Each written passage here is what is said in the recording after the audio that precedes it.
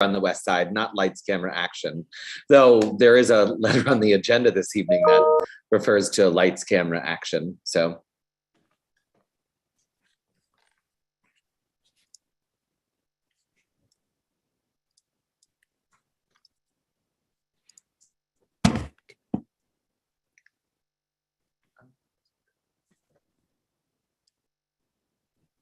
You're all ready to go. Okay, great.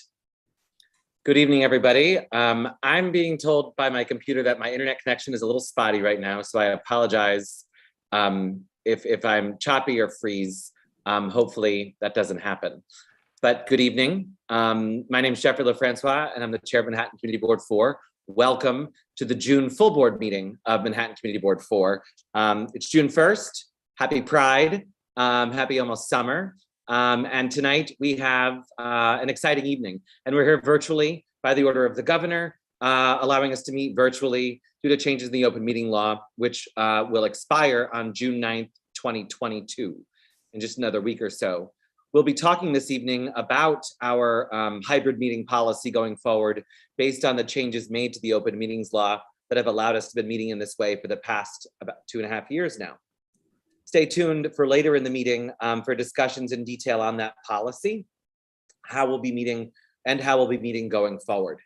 Our meeting tonight is being streamed live on our YouTube channel, and a transcript is also being recorded, and a copy will be made available of this meeting after for any cable or broadcasting needs. As always, members of the public will be given the ability to speak this evening during our public session. By signing up in advance on our website. Folks should have done that already. However, if there are any members of the public attending who would like to speak and who did not get the chance to sign up in advance, please use the raise hand function on Zoom when public session starts. I'll be introducing our first vice chair, Jessica Chait, to run the public session, and that's when you should raise your hand immediately at that point. The agenda for tonight's meeting can be found on our website at mcb4.nyc. And I make an amendment to my comment about June 9th. It's actually through the end of June that the executive order allowing us to meet virtually has been extended through the end of the month of June. So diving right into business tonight, we have 2 hearings. First up on the docket is our formal hearing regarding a ULURP application, a uniform land use review procedure for the DEP site, what we refer to at 705 10th Avenue, an affordable housing development, long awaited here in CB4. So I'm going to pass this public hearing over to Paul and JD, our co-chairs of the Clinton Hell's Kitchen Land Use Committee. Gentlemen. Thank you, Jeffrey. Paul, if you don't mind, I'll take it. I'm not, this is about the DEP site of an affordable housing site on 10th Avenue, 48th Street, 49th Street. I don't know who's up to present? Nellie? No one's up to present. They're just folks signed up to speak on the item and in the letter. I can bring them over, JD. If great. Okay. So Lori, are you with us? I've transferred you over in advance because you're the first speaker. Yes, I'm here. Hi. So, should I go ahead? Well, so everybody has 2 minutes. If JD, if you don't mind just keeping an eye on the clock, and I'll be busy keeping folks bringing them over, but go ahead, Lori. Great, thank you. Hi, my name's Lori Klinger, and I'm the Artistic and Executive Director of Rosie's Theater Kids. Thank you so much for this opportunity to speak about this really important project, because we know firsthand how important affordable housing is and the arts and cultural space to our community. For those of you who don't know, Rosie's Theater Kids is an arts education organization dedicated to enriching the lives of children through the arts. Maryville Arts Center, located on 445 West 45th Street, is just a few blocks from the DEP site, and we also do programming in local schools in the area there. RT Kids was launched in 2003 at PS 51, a Title I public school bordering on the theater district where students would walk by Broadway theaters daily and never get the chance to go in.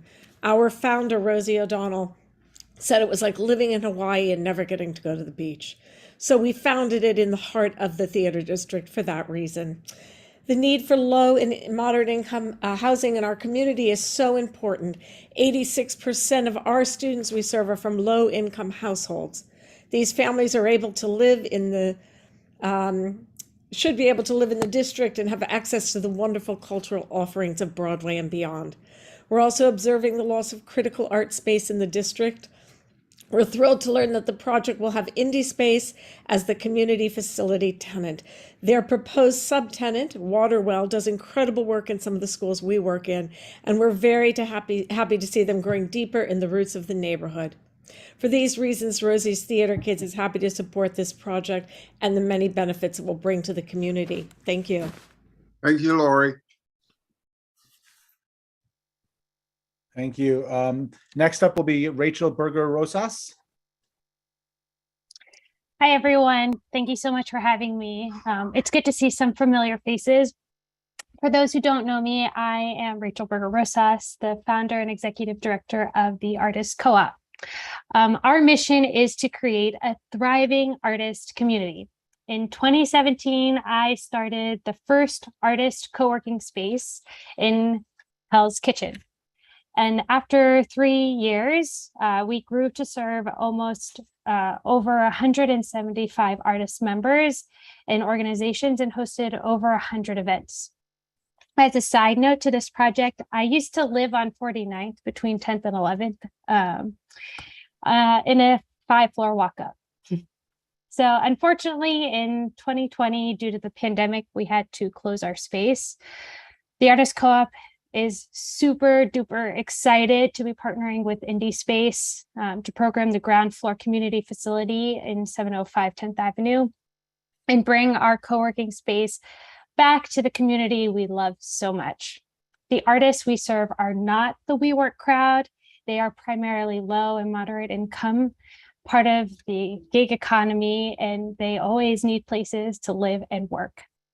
We're happy to be opening our new space in a building that provides affordable housing for those who need it most. We also see opportunities to engage with the tenants, and we're considering programming to activate the park. So real estate market forces are pushing artists and arts organizations out of the district, and through our work with Indie Space, we hope 705 10th Avenue is a long-term home for us to continue to serve our community. We look forward to working with CB4, Douglaston, and the Artist Community Fund, as well as Indie Space on this really, really exciting project. Thank you. Thank you, Rachel. Jesse? Yep, sorry. After that is Joseph Pruccelli. Sorry, I pronounced that wrong. Then Paul Leibowitz, and then Becca Gottlieb. Okay, hi, good evening, everyone. My name is Joe Petrucelli, and I'm the executive director of the Jazz Foundation of America. We're a nonprofit that provides emergency assistance to musicians and their families in times of crisis. So our services include housing assistance, pro bono healthcare, disaster relief, employment, and direct financial support. We work with 2,000 musicians nationally every year, but New York is our headquarters and CB4 is our home. We had offices for 20 years on 48th Street, just down the street from the proposed development site, and we're now located on 37th and 8th.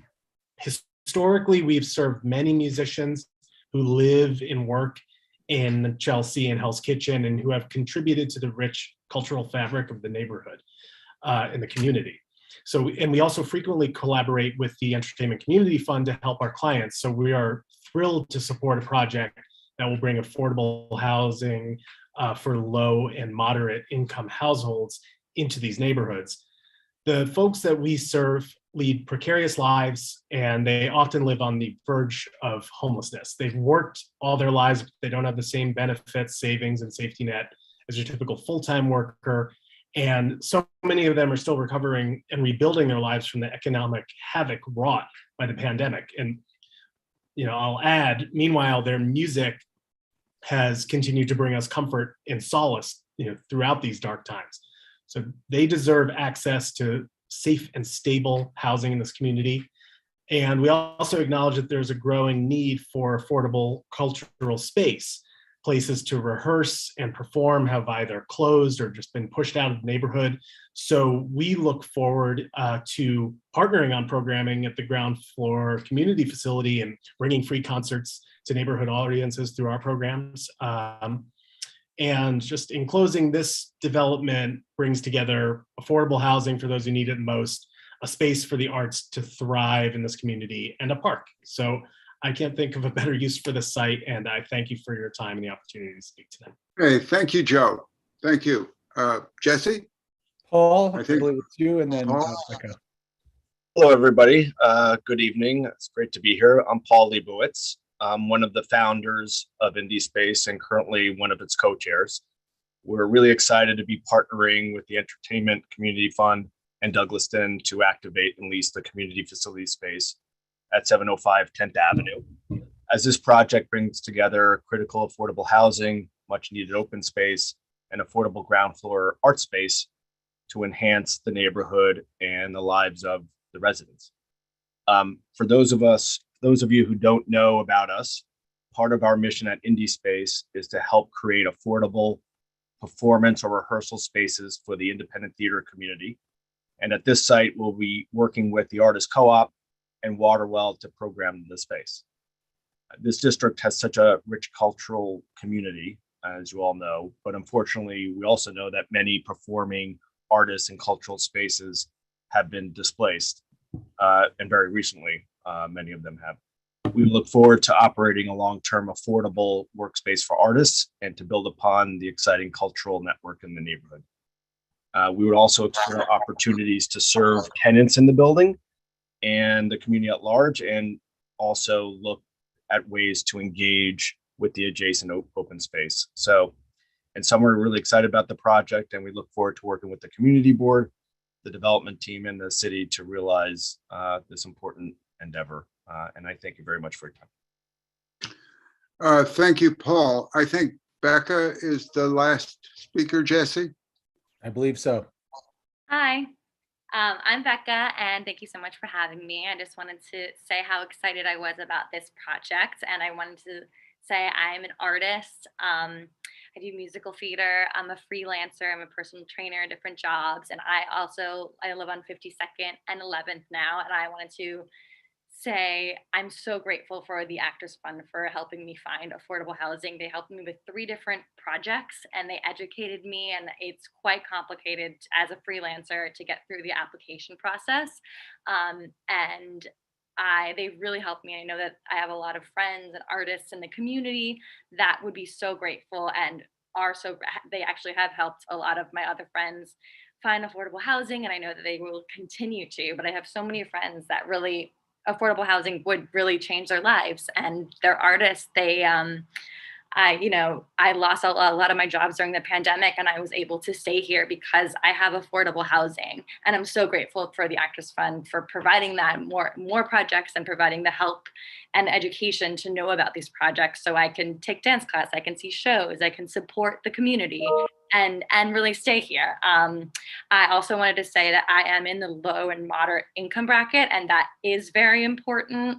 Just as an artist, you're a freelancer, and that's the kind of lifestyle that you live, and affordable housing and this project specifically would really help a lot of my friends in the community stay and live and work in this neighborhood.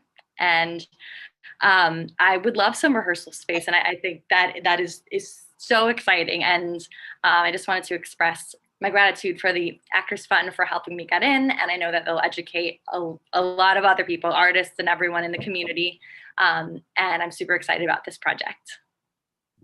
Hey, thank you, Rebecca. So are we. Jesse, is that it? No, we have one other person, Anna Koskel, actually signed up. But one thing quickly, I'm almost certain about this, but Rebecca, I just want to confirm, you signed up for both hearings. You meant just to sign up for this one. Is that correct? Correct. Thank you. All right, just covering my bases. Anna is the last person to sign up for the hearing. Anna, you can go ahead. Hi, I apologize. I meant to sign up for the public sessions. I think I signed up for the wrong thing. No problem. We'll put you back in attendees and bring you over for a public session. Thank you. JD, that officially ends our speakers list for this hearing. Okay, thank you. Thank you, Jesse. Back to you, Jeffrey. Thank you, JD. Appreciate that. Along with everybody's comments, we'll be taking up that later this evening in our business portion. Our second hearing this evening is regarding Community Board 4's adoption of a hybrid meeting policy. This is a formal item on our agenda later tonight, again, in the business portion of the meeting. The guidelines are in line with Borough President Mark Levine's recommendations, as well as conforming to the open meetings law changes made by the state of New York. If I'm not mistaken, Jesse, we do not have anybody signed up for this hearing to speak, correct? No one is signed up for this hearing. Okay, so with that, I'm going to pass the microphone over to Jessica Chait, our first vice chair, to run our public session this evening. Thank you, Jeffrey, and good evening, everyone. Great to see you. This evening, I believe we actually only have one person signed up. So if you were hoping to sign up, as Jeffrey said, you can raise your hand now and we will pull you over from the attendees. But we do request that everyone keep their comments to 2 minutes and we will be timing. Jesse, do we still have Anna Koskol with us? Anna should be coming over now if she hasn't already come over. And Hi. Lisa, I'm bringing you over now as well. Great, Anna, your 2 minutes starts now. Thank you. Awesome. Can everyone hear me okay? We hear you. Okay, great. Hi, everyone. My name is Anna. I'm the manager of environmental education from Hudson River Park's River Project. I'm excited to share that this season, Hudson River Park is back with a full slate of free in-person programs. First, summer camp registration is open to book environmental education field trips from fish ecology to plankton microscopy. We cover a broad range of Hudson River themes.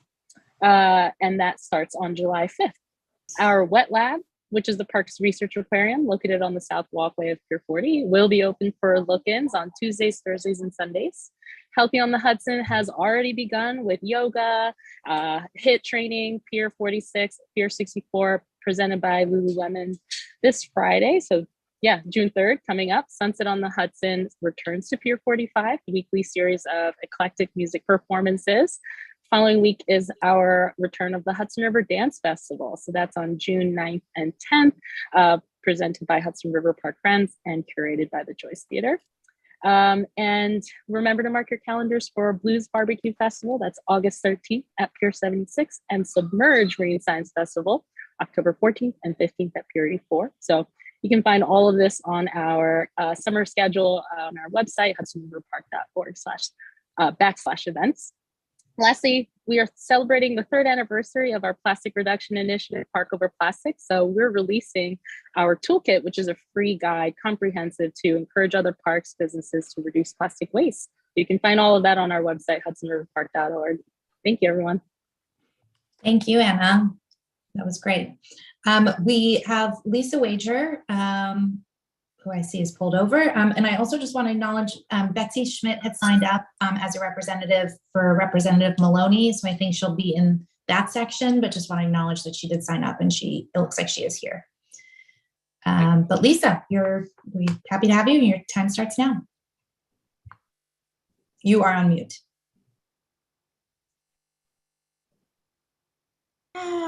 Okay, still learning. I may need an extra 7 seconds. Thank you in advance for your patience. Hi, Matt. I'm Lisa Wager. I'm the Director of Government Community Relations from the Fashion Institute of Technology, the SUNY College, on 27th between 7th and 8th, with the Residence Hall on 31st Street, west of 9th, which is in the heart of the CB4 district. A few notes of what's been happening at the college. We had our 77th commencement ceremonies last week. 3,700 students were awarded bachelor's and associate's degrees in 31 programs, and nearly 100 students were awarded graduate degrees in 7 different programs. So we're sending lots of talented, skilled, and experienced young people out into the world with their public education to commence their creative careers in design, marketing, and business.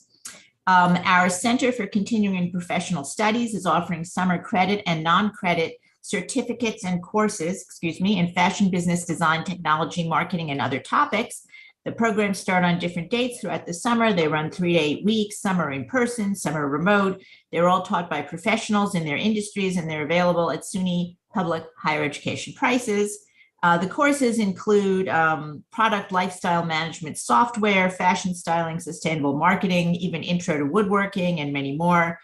The credit and non-credit certificate programs are an excellent addition to a resume to help elevate careers and create new opportunities.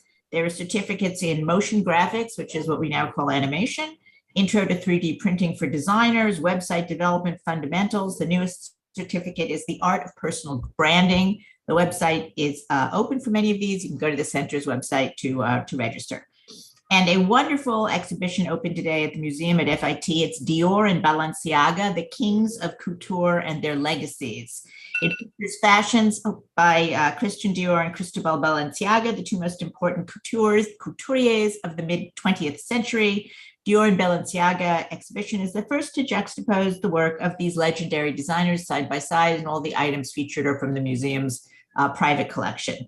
As always, it's free and open to the public, and you can find more information on the museum at FIT's website. Please come visit. Thank you. Thank you, Lisa.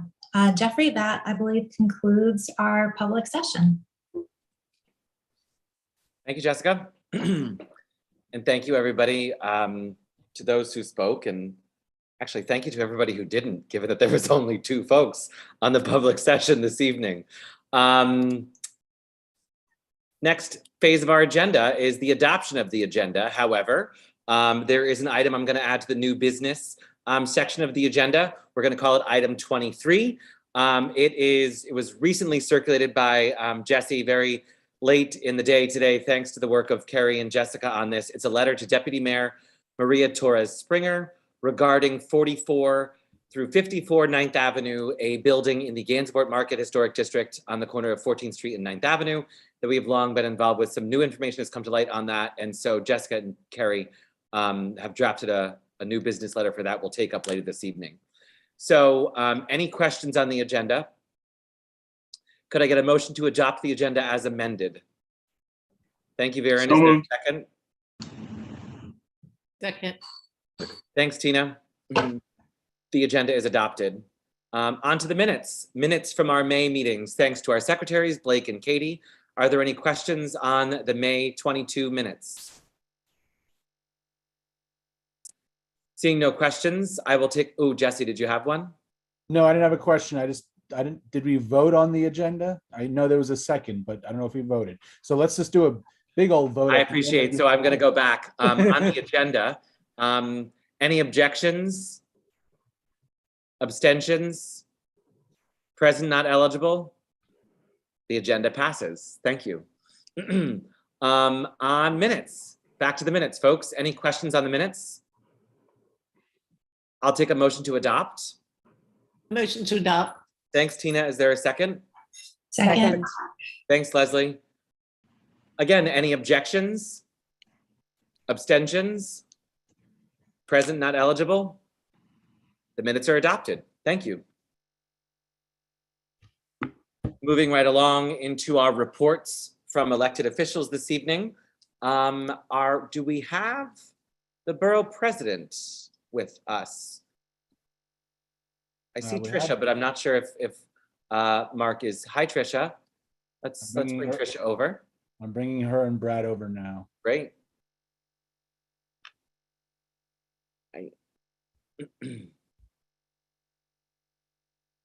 Hi, folks.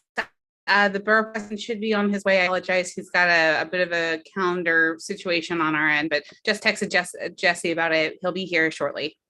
Okay. We're also and making good time. So thanks for the heads up. But our Senator Hoylman is here. And so the floor you have, sir. Thank you.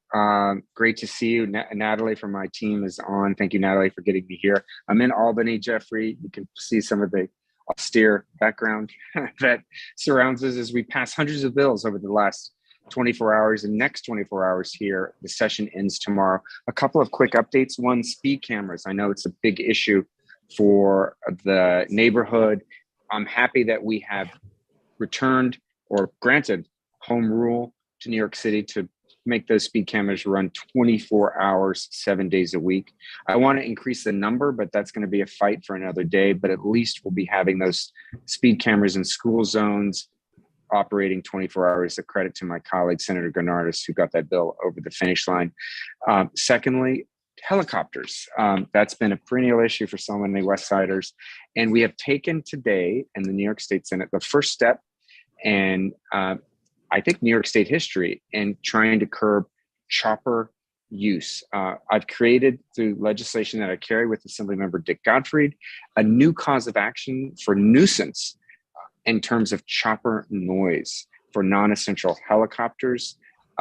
If you as a private citizen want to file a claim against a tourist chopper or the Attorney General, you'll be able to do that through this legislation. Assemblymember Gottfried has the bill. I hope he can get it across the finish line over the next 24 hours. It's not easy to get bills passed in both houses, but we're trying, but I'm happy that we got it passed in the Senate.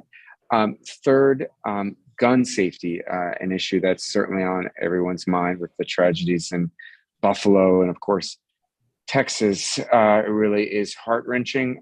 New York has the toughest gun laws in the country, and we certainly need federal support for everything that we do here in Albany. But absent that, we're just going to make our gun laws tougher in New York State.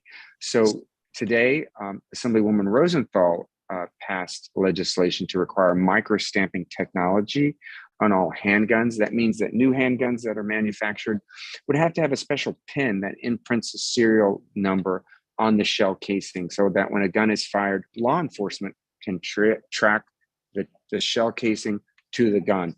I carry that legislation in the Senate, so it's going to be my job tomorrow to pass that bill here in the Senate, because Assemblywoman Rosenthal did it in the Assembly. So that's really big news. We'd only be the third jurisdiction in the country to have this, after California and Washington, D.C. This is something that Mayor Mike Bloomberg and every Town for Gun Safety and every gun safety group, including New Yorkers Against Gun Violence, have advocated. So I'm very proud of our efforts, including additional steps that we're taking.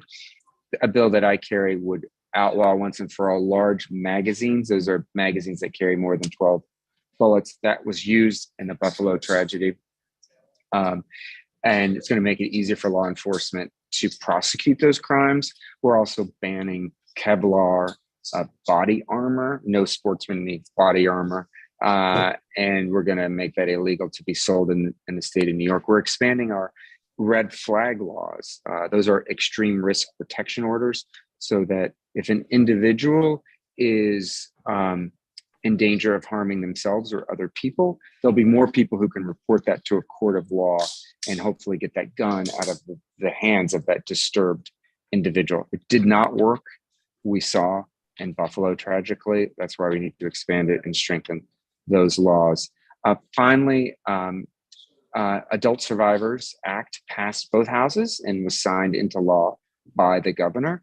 This is legislation that I've carried with Assemblywoman Rosenthal, that would allow the survivors of sexual abuse who are over 17 years to file retrospective claims against their abusers or the institution that may have protected them. The reason we're doing this is because the statute of limitations for individuals who have been sexually abused was so narrow. In some cases, it was only 5 years, and the average age for somebody to file a claim is, in their 50s. So many people don't process these types of harms until, unfortunately, the statute of limitations has closed. We expanded the statute of limitations a couple of years ago. Now we're giving survivors an additional bite at the apple to file retrospective claims. And I know public safety and mental health is top of everyone's mind. There's an arcane law, actually, that was passed by the federal government decades ago that does not provide for Medicaid reimbursement for psychiatric care for a hospital that has more than 15 beds. A number of my colleagues have been speaking about it, including Councilmember Eric Botcher. I passed a law yesterday in the Senate that would expand that to over 15 beds. It would require the state of New York to apply for a Medicaid waiver, as a number of states have already done. I don't know why New York hasn't done it yet, but we passed it in the Senate. I'm hopeful that Assemblywoman Glick can get it passed in the Assembly in the next 24 hours. And then one final note, for LGBTQ New Yorkers, happy Pride, and for all New Yorkers, happy Pride. Today, I passed legislation that would require insurance companies to reimburse for pre-exposure prophylaxis and post-exposure prophylaxis, PEP and PrEP, as they're commonly known as, which can block HIV transmission, or if you've had unprotected sex, can stop HIV can stop HIV uptake in your circulatory system. So I'm very proud of that legislation for Pride and for the community. That's my very brief report, Jeffrey. Happy to take any questions. Thank you for that, Senator. And thank you for the powerhouse end of session. Lowell. Brad, you're working on so much important legislation. I hate to go back to helicopters, but thank you for the nuisance law. But has any progress been made? I know we've spoken in the past about amending the Hudson River Park Act to simply eliminate the heliport from the west side. Yes, that is on the agenda. Progress in Albany sometimes is incremental. We also need federal action too on choppers. So much of this involves federal preemption. But I hope to get that helipad out of the park. There's should be no heliport in a park, period, end of story. The second thing we need to do, Lowell, and I know our council members are working on it, including Councilmember Brewer, is to limit New York City's helipads from using non-essential choppers, like tourist choppers. So that would be the second part of that three-part effort. So it's the nuisance law, it's getting the helipad out of Hudson River Park, and it's limiting the concession agreements that New York City currently has with tourist choppers. So yes, on the agenda. All right, thanks. I'm gonna go to James and then Leslie will have the last question. James? Hello, Senator Hoylman. Hi, James. Thank you for all the amazing stuff you're doing. It's great to hear. A couple years ago, I think I was one of the first people to ask about long haul COVID. And people seem to forget that we're still in the midst of a pandemic, as indicated by this virtual meeting we're having. In the last month and a half, I've had 4 of the 5 people employed by my firm contract COVID. It is still having an ongoing devastating impact. Although no one went to the ICU, it's having a severe impact on productivity. And I myself just had COVID 2 weeks ago, and I'm still feeling very fatigued. I'm just wondering what is happening since the federal government hasn't extended the ability to support small businesses with their sick leave. Is there anything at the state level that maybe you can tell us about and give us some hope? And thanks again. I appreciate it, Brad. No, absolutely, James. And this is an important issue.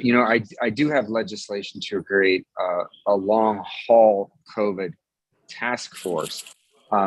It was preempted to a certain extent by the Department of Health, which is establishing one to look at the impact of long haul COVID on individuals. I mean, it's just going to be a whole new thing because we don't know what it means to have long haul COVID. Certainly, we do know that there are serious long-term consequences, and I think we're going to have to adjust our, disability and work rules around this. We haven't yet figured it out yet, to be honest, in Albany. But I'll tell you that my daughter has COVID, my 11-year-old, and she tested negative for the first time today, but it's been 7 days. So I feel you in terms of you and your employees in this most recent surge. There are still a number of small business and grants and loans available connected to COVID. I'd love to talk to you about that at the state level and what, if anything, we should be doing in addition to that.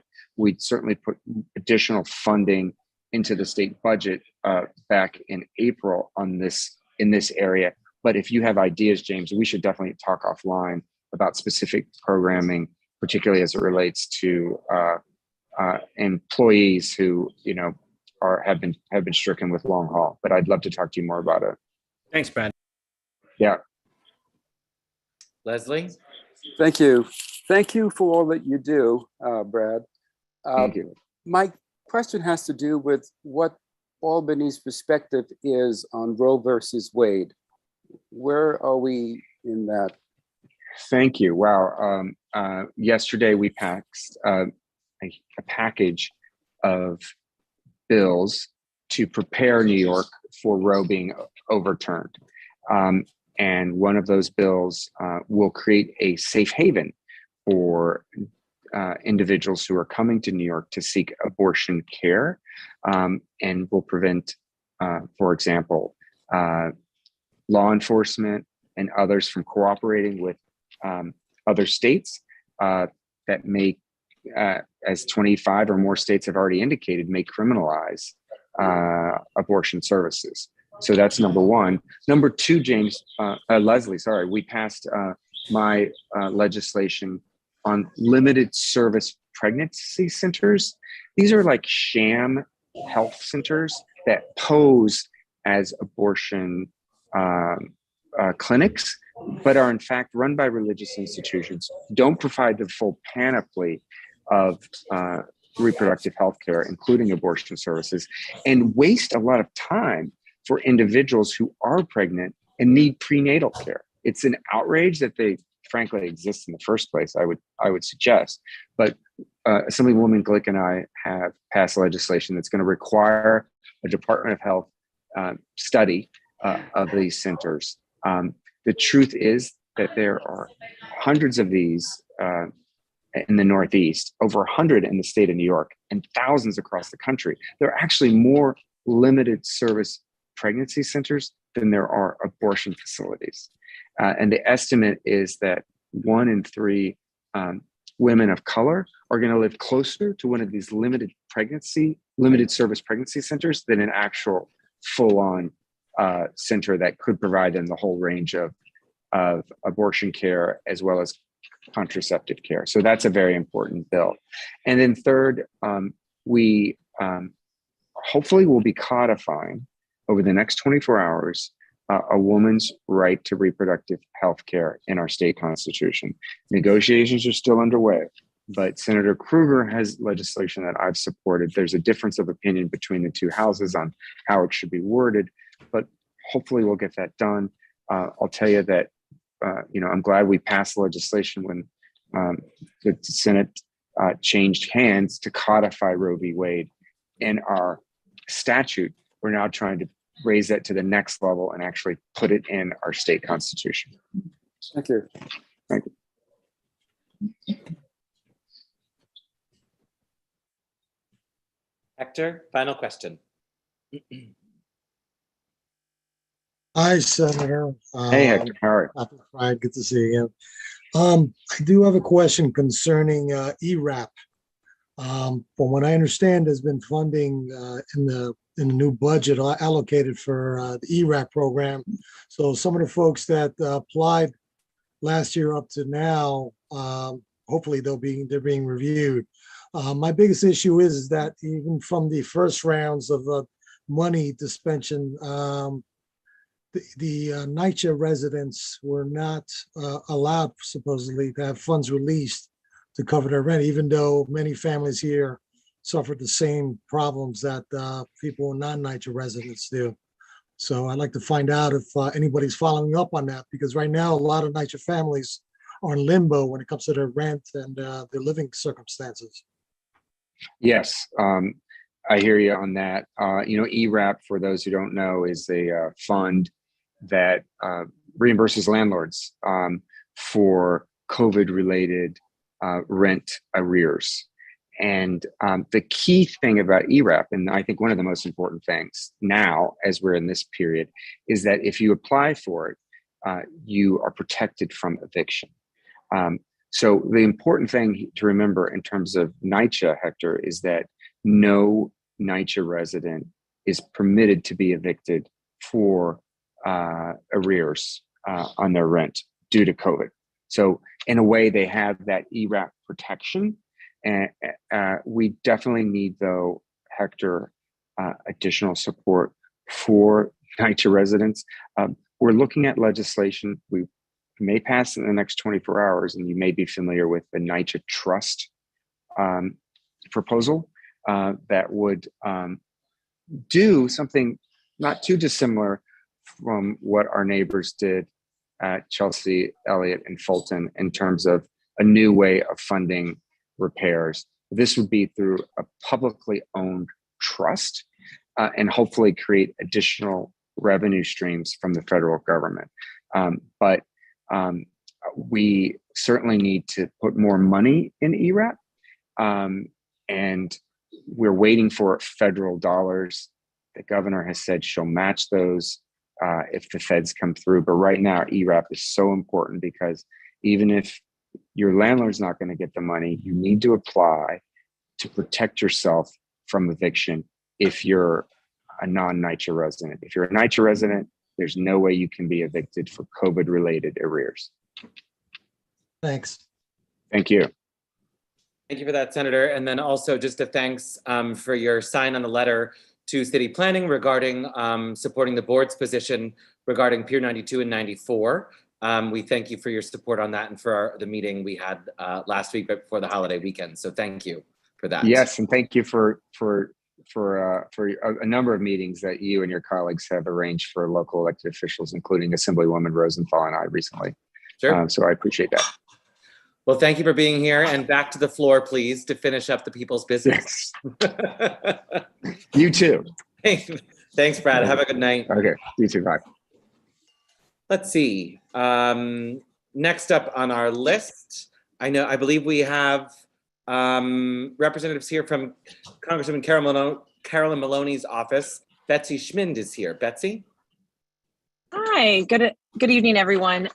Today, the Congresswoman was proud to introduce the Stealthing Act and Consent is Key Act. The bills would work to fight stealthing, or the non-consensual removal of condoms during sex. Stealthing can have lifelong consequences for survivors, including HIV, pregnancy, and other STIs. The Congresswoman stated that stealthing is a grave violation of autonomy, dignity, and trust that is considered emotional and sexual abuse. Congress has an obligation to address stealthing at the federal level and allow survivors to hold those that stealth them accountable. In May, when the Roe decision leaked, the Congresswoman and her colleagues marched to the Senate to urge them to finally pass the Women's Health Protection Act, which Rep. Maloney is an original co-sponsor on and had previously been passed by the House. Congresswoman Maloney and her Democratic colleagues are united in their resolve to defend abortion rights, as there is no democracy if those capable of giving birth cannot make choices about their own bodies. After the devastating shootings over the last few weeks, Congresswoman Maloney is using her position as chairwoman of the Oversight and Reform Committee to initiate an investigation into the manufacturers of assault weapons used in those mass shootings, and to bring forward much needed and overdue information about the building, sale, and advertisement of these weapons. The Congresswoman will hold a hearing next week on June 8th, looking at this data, the ongoing gun violence epidemic in our country, and what we can do to stop it. Congresswoman Maloney has introduced 7 gun safety bills this Congress, the most of any member. And these bills would work to close the gun show loophole, provide law enforcement the time they need to thoroughly complete background checks, and force gun owners to purchase liability insurance, amongst other things. Last month, the Congresswoman introduced the Michelle Alyssa Go Act after the namesake for this bill was tragically killed in January by a man who showed signs of schizophrenia, but lacked access to adequate, consistent care. This bill will allow qualified facilities to be reimbursed by Medicaid. Like Senator Holman was talking about, it's a big issue and requires facilities to meet nationally recognized evidence-based standards for mental health or substance use disorder programs. And finally, the Congresswoman would like to send her support to the LGBTQ plus community today as we kick off the beginning of Pride Month. Though some progress has been made, the LGBTQ plus community still faces unacceptable daily harassment, violence, and unequal treatment. The Congresswoman stands firm in fighting back against these efforts to discriminate and vilify members of the community that we've seen across the country. So we're going to keep working on that. I think that is all. Betsy, thank you very much for being here and for that report. I'd next like to go to Tyler Reynolds from Assemblymember Rosenthal's office. Tyler? Hi, good evening, everyone. Happy Pride Month to everybody out there. I want to just piggyback off of Senator Hoylman and just go over a little bit of extra legislation that we got done this session. We were able to pass the ban on the sale of ghost guns in New York. So every single gun sold in the state, whether it's from a dealer or from a trade show, must have serial numbers on the gun. We also got the privacy bill passed where employers will now have to disclose to their employees if they are monitoring internet or technology access, whether that be a work laptop, a work phone, or just internet access in the office. We have a set day for Shred Day, which I know the district gets excited about. So it'll be June 12th in front of our office, 230 West 72nd Street, from 10 to 2. I will be there. You can come say hi to me. I know no one wants to say hi. And I know I'm circling back to it, and I mentioned it at the board meeting, but our COVID risk rating has gone up again. So now we are in the high alert status for COVID. If you need tests, our office has tests. If you can't make it to the office and you need a test, call the office. I will do my best to get tests out to people. We're back in the office full time, 10 to 5. If you want to just come in and grab some tests, we also have the face masks available. Let us know anything you guys need. Thank you, Tyler. Appreciate that. And I mean, Shred Day is typically one of the most exciting days, depending on where it's being held. So thank you for hosting that and for sharing the date. Let's see. Sorry, I lost my tab here. Next up, Eric Straza from District Attorney Bragg's office is with us this evening. Hi, thanks so much, Jeffrey. Appreciate it. Happy to be here once again. Happy Pride, everyone. My name is Eric Straza. I'm the community coordinator for Mid-Manhattan at DA Bragg's office. And just really quick, wanted to give announcements on 2 things that we have open to the public, as well as 2 other things we're doing internally with our office. And first off, it's something to address something that is at the front of mind for everyone here tonight. I'm sure, as Senator Hoylman had mentioned, this is something we're doing to address gun violence, specifically in the borough of Manhattan. So in partnership with the NYPD's Department of Community Affairs, we are holding a gun buyback in central Harlem at the Soul Saving Station Church, located at 302 West 124th Street on Saturday, June 25th from 10 a.m. to 4 p.m. Now, this is a citywide event, so we encourage anyone, whether in Harlem or the CB4 area or anyone citywide who wants to surrender their firearm anonymously, I might add, we would encourage them to come. Again, this is a opportunity for community members to surrender their firearms anonymously in exchange for a prepaid gift card, the amount of which will be determined on the category of firearms surrendered. So again, trying to make people as comfortable as possible to do so. And if you want to help get the word out, we have flyers, things like that. I know I've already sent a few materials over to CB4. Another thing we're doing open to the public on the other side of gun violence is something that we want to do to address healing from gun violence and gun violence trauma in general. We'll be holding our 4th annual Art of Healing event in East Harlem, basically an event tailored to provide a method of healing from gun violence trauma through creative arts. So we'll have things like music, food, dance, art activities, things like that. And it'll be kicked off with a peace march through East Harlem at 11 a.m. on Saturday, June 18th. The whole event will last from 11 a.m. to 4 p.m. So we also have flyers on that. It might be in a CB4 newsletter because, again, I already provided some information. But if anyone has any questions or anything like that, you can feel free to contact me. Another thing that I wanted to mention is I know I've given in the past announcements on our Manhattan Small Business Alliance. Just for reference, this is something that our office created to address things like shoplifting, small business theft, essentially creating a platform for us to hear from small businesses directly affected by those issues. So we actually convened our first mid-Manhattan focus group. Back now is about a month ago. I know I didn't get to present at the last CB4 meeting. So wanted to say that it was great to get the ball rolling on that. It was great to hear from community members, small businesses in the mid-Manhattan area, but also local to the CB4 area as well. Last thing I wanted to mention really quick is an expansion of our hate crimes unit. Now, unfortunately, as many of you may have heard, there has been an increase in hate crimes in the borough of Manhattan recently. So one of the things we're doing to address this is we're building out our unit. We're basically giving the unit support from our executive staff, adding a few positions like 2 deputy chief positions. We'll also be cross-designating assistant district attorneys from our trial divisions. If you guys don't know, our trial division and our trial bureaus consist of attorneys that basically they field all the cases that come into our office after an arrest. So they're used to dealing with more complex elements in cases, and a lot of these cases, hate crimes cases, do have more complex elements involved in them.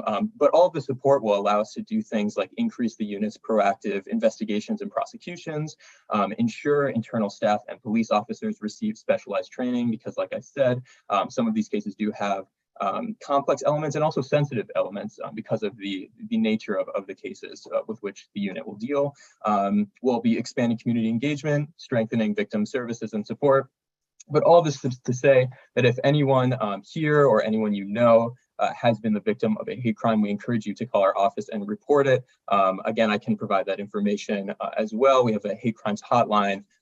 And yeah, I think that's all for me, unless anyone has any questions or would like me to elaborate on anything that I said. Thank you so much, Jeffrey, and great to be here tonight. Thanks, Eric, for the updates. We certainly appreciate that. Leslie, with a quick question, please. Quick question for Eric, and that has to do with victims. As I understand it, there's an ability for people who are victims of crimes to get some sort of compensation. Is that something that comes to your office or another service in the city? I'm not sure if, I think I would need more specifics or details on what you're mentioning. I wouldn't want to give you, like, kind of shoot in the dark and try to give you answers that I might not have. If you wanted to connect with me offline about it, I can try to look into it. As far as I know, the hate crimes unit wouldn't specifically have anything to do with that, but it might be something I'm not aware of. So again, would be happy to check in with the office and get back to you if that helps. Thank you, Eric. I can follow up with Jesse or Jeffrey to get your contact information if possible. Thank you, Eric. Of course. Thanks, Leslie, and thanks for that. Thanks again, Eric. I believe, well, not I believe, we're still awaiting updates and reports from Borough President Levine and Councilmember Brewer, but we like keeping things moving forward. So I'm going to keep the agenda going, and when they get here, we'll pause where we are in the meeting and take reports from them accordingly. So with that, I'm going to pass it over to Jesse for the district manager's report. Hi, everybody. I'm Jesse Bodine, district manager for Community Ward 4. I just want to give a quick report. We're going to talk about it later. Jeffrey already mentioned it, so I'll just say it again a little bit. But you know, there's currently both a state and a city emergency order in place that extends to the end of June. So we will be fully remote until certainly till then. And I know Jeffrey has more to report on that. So that's just the current state of the emergency orders. With the new changes to the open meetings law, which does allow for more flexibility for board members to participate in the public meetings remotely. And for that to happen, then we must approve a policy that's been posted on our website, and it'll have to be posted on our website, and you'll be voting on that tonight. June committee schedules, with the exception of Chelsea Land Use, which will be meeting on Tuesday, June 28th. All other committees are meeting at their regular scheduled time. We do have a save the date for the Social and Racial Justice Working Group is planning to hold a forum and discussion on understanding community policing and the value of foot patrols. Right now we have that for Tuesday, June 21st. And I believe that is the end of my report. Given the brevity this evening, I'll go on for about an hour. But diving right in, yes, Joe, I promise I'm not. To the chair's report, I first want to take a moment and acknowledge Josephine Ishman and extend on behalf of the whole board and the community our sympathies for the loss of your sister and welcome you back to meeting with us and the full board. So thank you for being here. And again, our thoughts and sympathies on behalf of the board and the community for that. Thank you. You're welcome. From there, I pivot to some positive and exciting news. And it's been awkward for 5 folks since the top of this meeting as they waited in limbo to be announced and welcomed to our esteemed community board on the West Side. And so it's my pleasure to announce and allow them to introduce themselves, the 5 new members of Manhattan Community Board 4. Some names we know, some we don't, but I think we are all equally excited to get involved and get to work with new members of our community. So I'm gonna say everybody's name and then pass it over to each of you to just say a quick hello, introduce yourself, share a tidbit, and we'll go from there. So Aurora Cruz, I'm gonna start with you, Aurora. Hi, everybody, I'm Aurora. I've been a member of Hell's Kitchen for about 35 years now. So I was born and bred here. I don't know how great that is actually, now that I say that out loud. I'm totally joking, but yes, I'm really excited to be a part of the community board. I'm looking forward to working with all of you. Thanks, Aurora. Matt Green. Thanks, Jeffrey. Hi, everyone. So yeah, I'm Matt Green.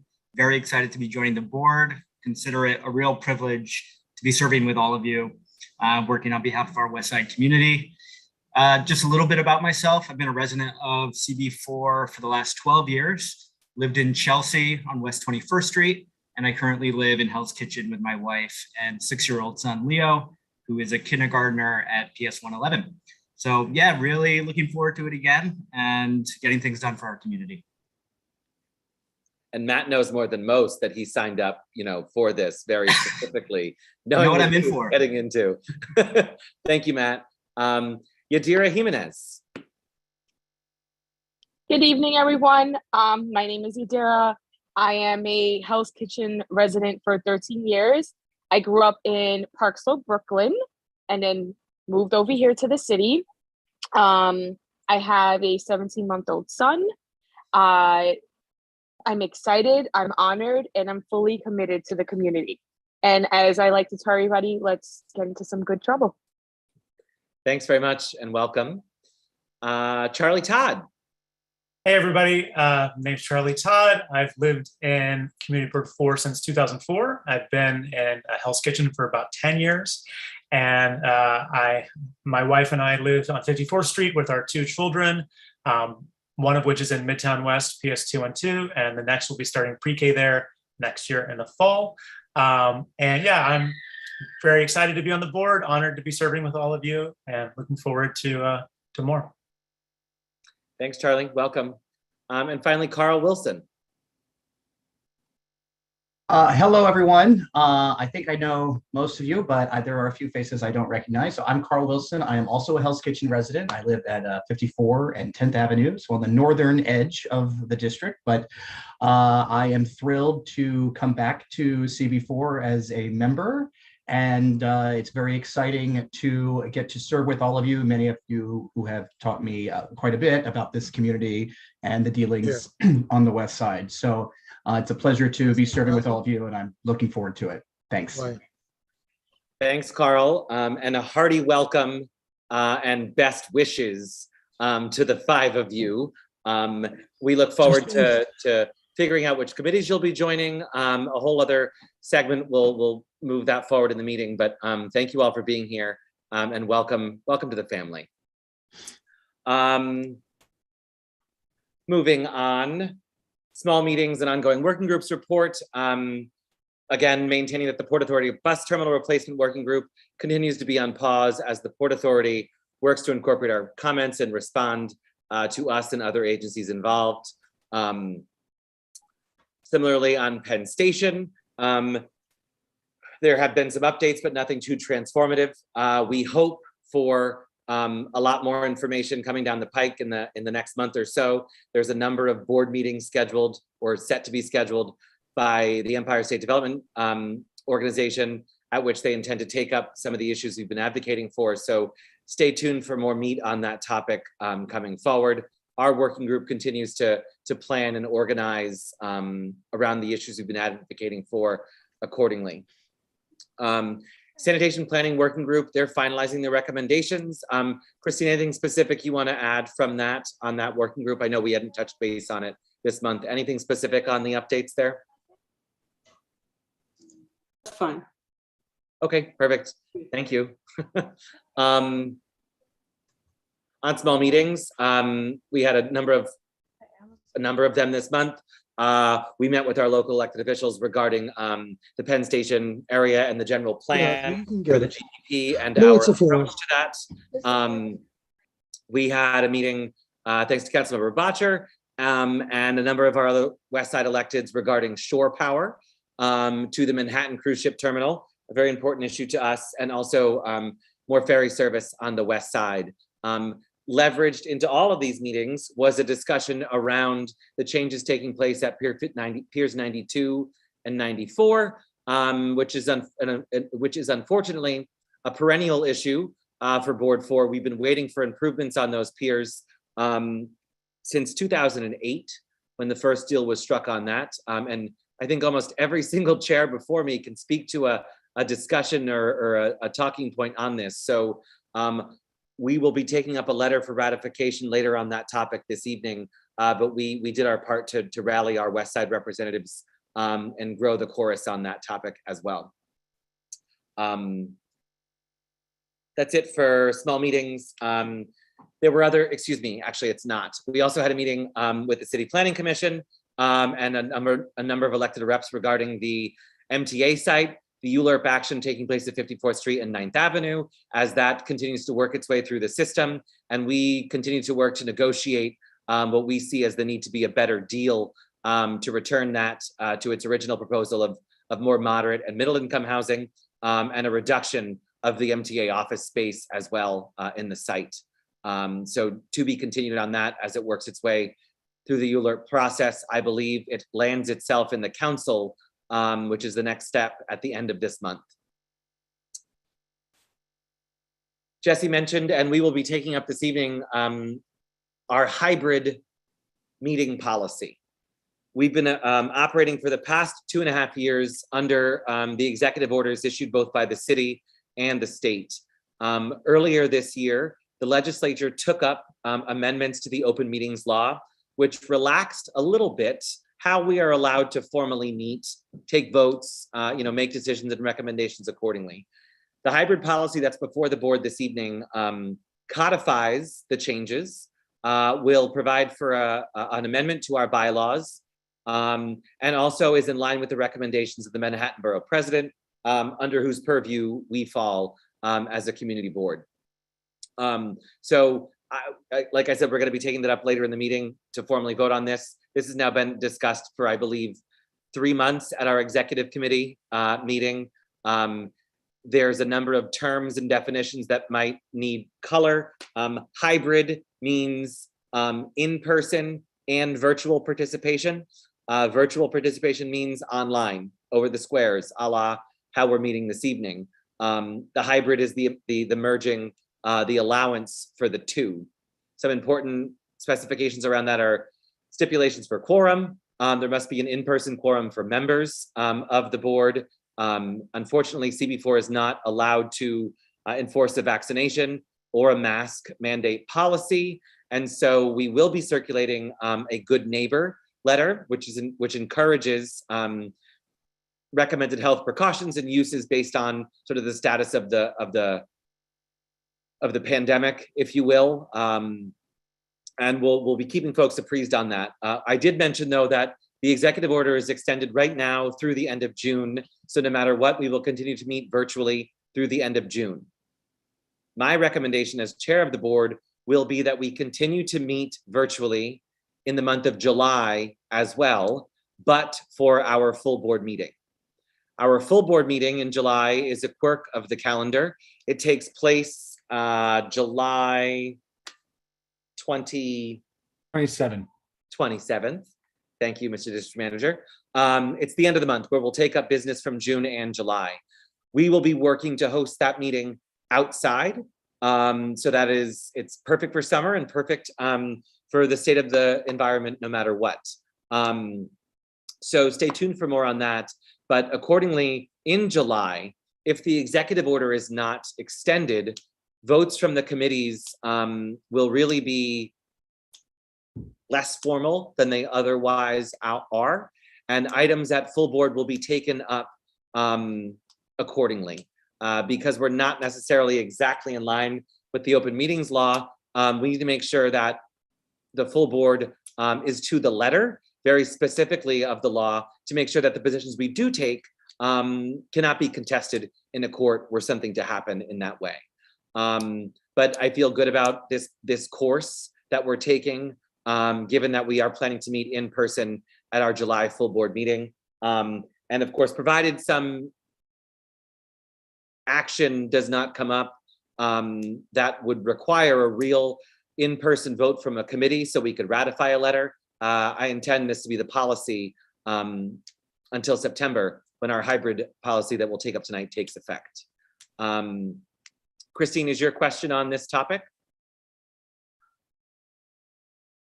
Sorry. Yes. Okay. I'm done on that. So the question on the topic. So you mentioned that we are going to change the bylaws of the board, right? And are we going to still say that if there is an opportunity by the state or by the city that we can meet all 100% online, that we still have this option? I think that if that is an option, it would be at the discretion of the chair, and I take my direction based on conversation with the executive committee. And so I'm just wondering whether the language we're putting in the bylaws, I would like it not to preclude that option. So what we're adding to the bylaws does not preclude that. All we're adding is that this will be allowed until the law sunsets in 2024. So if we are allowed to meet virtually, if there's further changes to the law, I do not believe we'd have to make further amendments to our bylaws, because we'd be in compliance if there's further changes to the open meeting law. Okay. Does that make sense? Okay. Yeah, as long as we don't preclude it. We're not precluding anything. Okay. James, on this topic? So yeah, same question, but I'm just reading the language and I'm trying to understand how this policy either comports with or is more stringent than whatever the current iteration of the open meetings law is, because in the second bullet, it says MCB4 members shall be physically present at all committee meetings and full board meetings unless, you know, extraordinary circumstances. And then it says what the extraordinary circumstances are. You know, contrary to what you just explained to Christine, that sounds to me like it's more stringent than allowing for a fully virtual meeting. So I'm just trying to make sure I understand. No, so nothing, nowhere does our policy allow for a fully virtual meeting at this point in time, because that's not in compliance with the law. And I've made a decision that for the month of July, given that it's July, that there's a quirk in our full board calendar, that we've been operating this way for the past 2.5 years. We're going to continue in that virtual format for the month of July, but in September, the hybrid policy will take effect. And in order to get quorum at our meetings and for our votes to have teeth, we need a quorum, and that quorum will need to be in person. And so we recognize this will be challenging. It is why Jesse and Nellie and Janine have been setting up the board office to accommodate both a space setup that provides for social distancing for members of the committee. And we'll also be executing a plan to make sure that members of the public, while we can't prevent them from coming, that they'll be encouraged to participate only virtually, and that any applicants with business before the board will also be encouraged to present only virtually. So can I ask a point of order? Point of Can I order? ask a point of order? This sounds like we're getting into a discussion on the topic On the that's letter. on the Thank you for agenda. that, Paul. Could we Noted talk in about this during the item? Yes, thank you, Paul. Thank I you. appreciate that. Joe, can we wait on your question till the item? Thank you. That was my same point. That was my same point. Paul got it first. Thank you, Paul. We'll take this up a bit later. Appreciate being brought back to course. My final comment this evening on an update is we will be creating a new working group of the board. There's this thing creeping its way before us, though it's not quite fully legal, adult consumption and use of marijuana and the recreational use of marijuana. And accordingly, we want to make sure that based on how things are happening at the state level and the two offices that have been set up to create the laws and the framework by which recreational marijuana consumption and purchase will operate, that we're ready for that as best we can be. I met with Frank and Bert on this topic last week, and we'll be convening a working group. So stay tuned for a bit more on that, including outreach from me to folks we're hoping that I will be asking to join that working group. That is it for me on my reports. Jesse, I don't think I missed anything, right? Oh, actually, All good. All good. I just heard Christine laugh, and I think that might have been because I think I have to wish her happy birthday. Oh, please don't. Okay, fine, then I won't. So, best wishes, Christine. So with that, Christine, Facebook is dangerous. Facebook is dangerous. Everyone knows. Do we have Mark or Gail yet? No, I don't believe we do. Yeah, you do. I'm here. Oh, Gail, council member, please. Yes, Floor is I'm yours. here. I'll be quick. Thank you very much for Board 4. A couple of things. Obviously, we're in the middle of the budget, and so nothing is done until it's done. But the one topic that I think we all care about, which is pretty much agreed upon, is to have more sanitation services, litter basket pickup twice a day, at least 6 days a week is a possibility. So we're working hard on that, not to mention all the other items. I think that we're all trying to deal with a lot of quality of life issues, not to mention parks and rats and so on and so forth. So it's certainly high on the agenda. Second, of course, is helicopters. I'm a little shocked at the number of, this weekend alone, there are almost 311 complaints. And last year there were close to 28,000. I'm not making these numbers up. So just like you, we're working, we'd love to get rid of the heliport in your area. And for your information, because this really does impact you, the downtown heliport has the RFP coming out this week. And the downtown heliport has non-essential helicopters flying out of Wall Street. We would like any RFP not to include non-essential helicopters flying out of the downtown heliport. So I bring that to your attention because we cannot control New Jersey. We are trying to do that. That's where many of them fly over. And I think I told you I went on a trip. I could see them fly right over Chelsea Clinton, right over Central Park, right over Governor's Island, right over Brooklyn Bridge Park. But we are trying to deal with what we can. And the mayor and the governor, particularly in your area, could get together and do what's best. So it's an endless fight. The second issue or third issue I want to mention is just we have some construction, maybe not in your area, developers who do not want to participate in a construction task force for major projects. And so we've been trying, but we are going to try to pass a law that says they need to be participating in such a task force if requested by the community board. I want to mention hotels. I think this is something that Board 4 has the best record on in terms of conversion, trying to support permanent supportive housing. So we've all been pushing for the bill in Albany, and the good news is it is going with I guess, days left. I guess Friday will be the last day. Your state officials know better than I.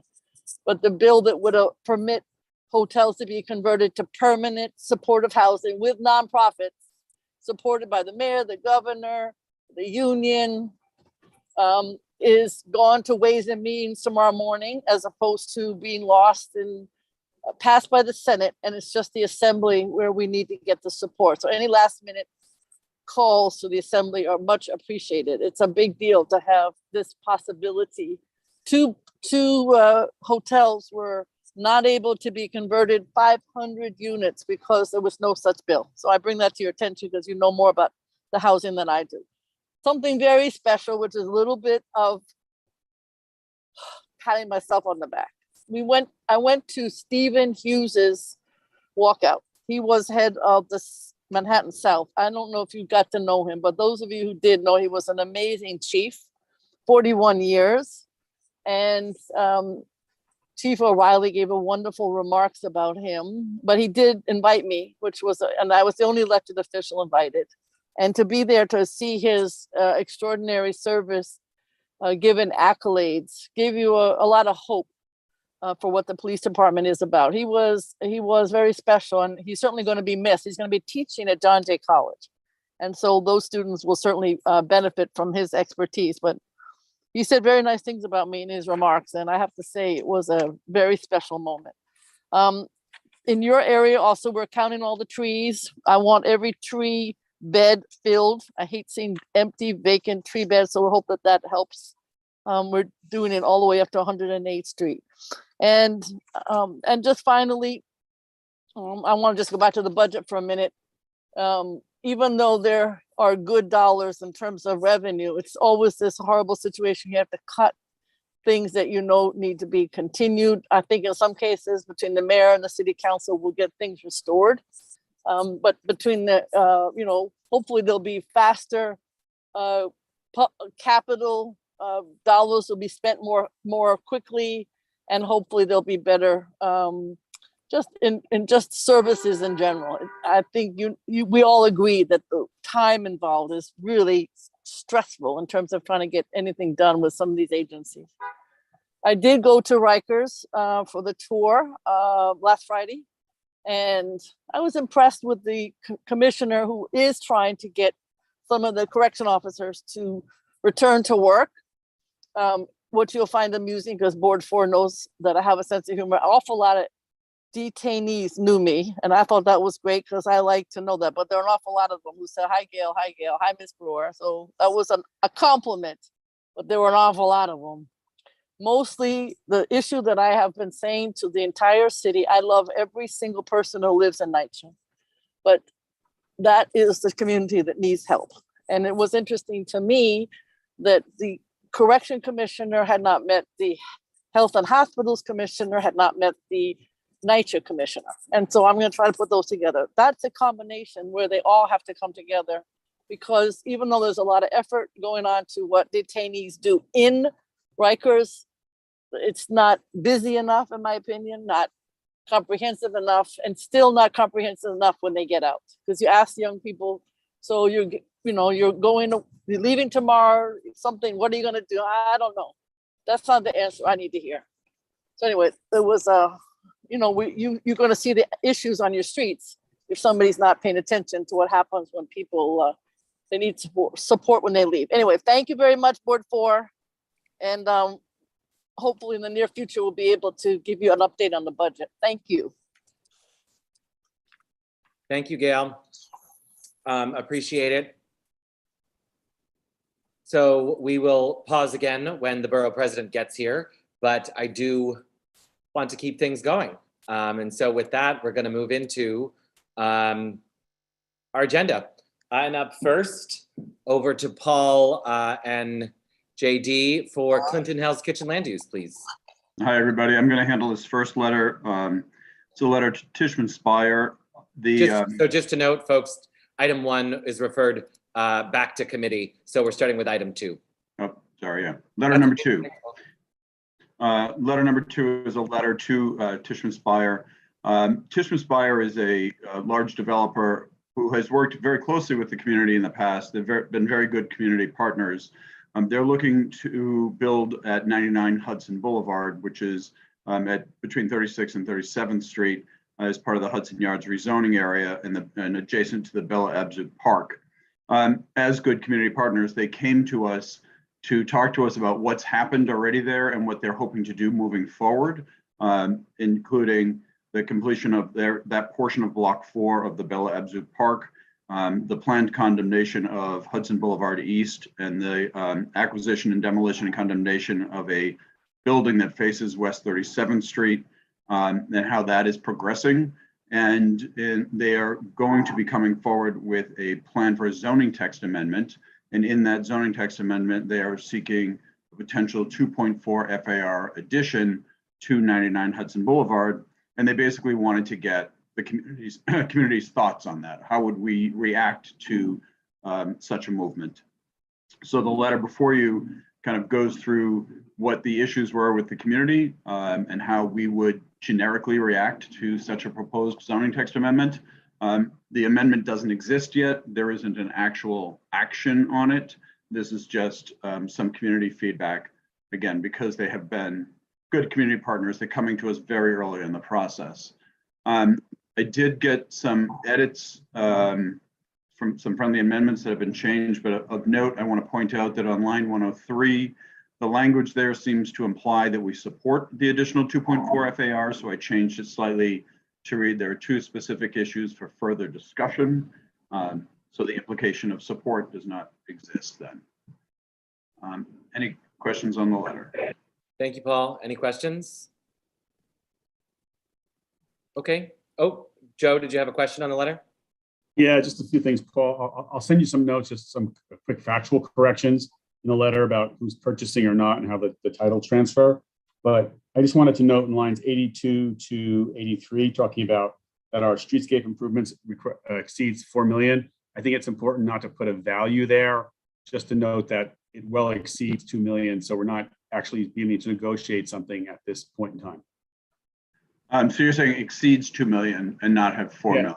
Yeah. Okay. Now, that makes sense. The intent was to send the signal that 2 million was not enough. Okay. Right. Thanks, Joe. I look forward to your comments. I wish I'd gotten them this afternoon. Thanks.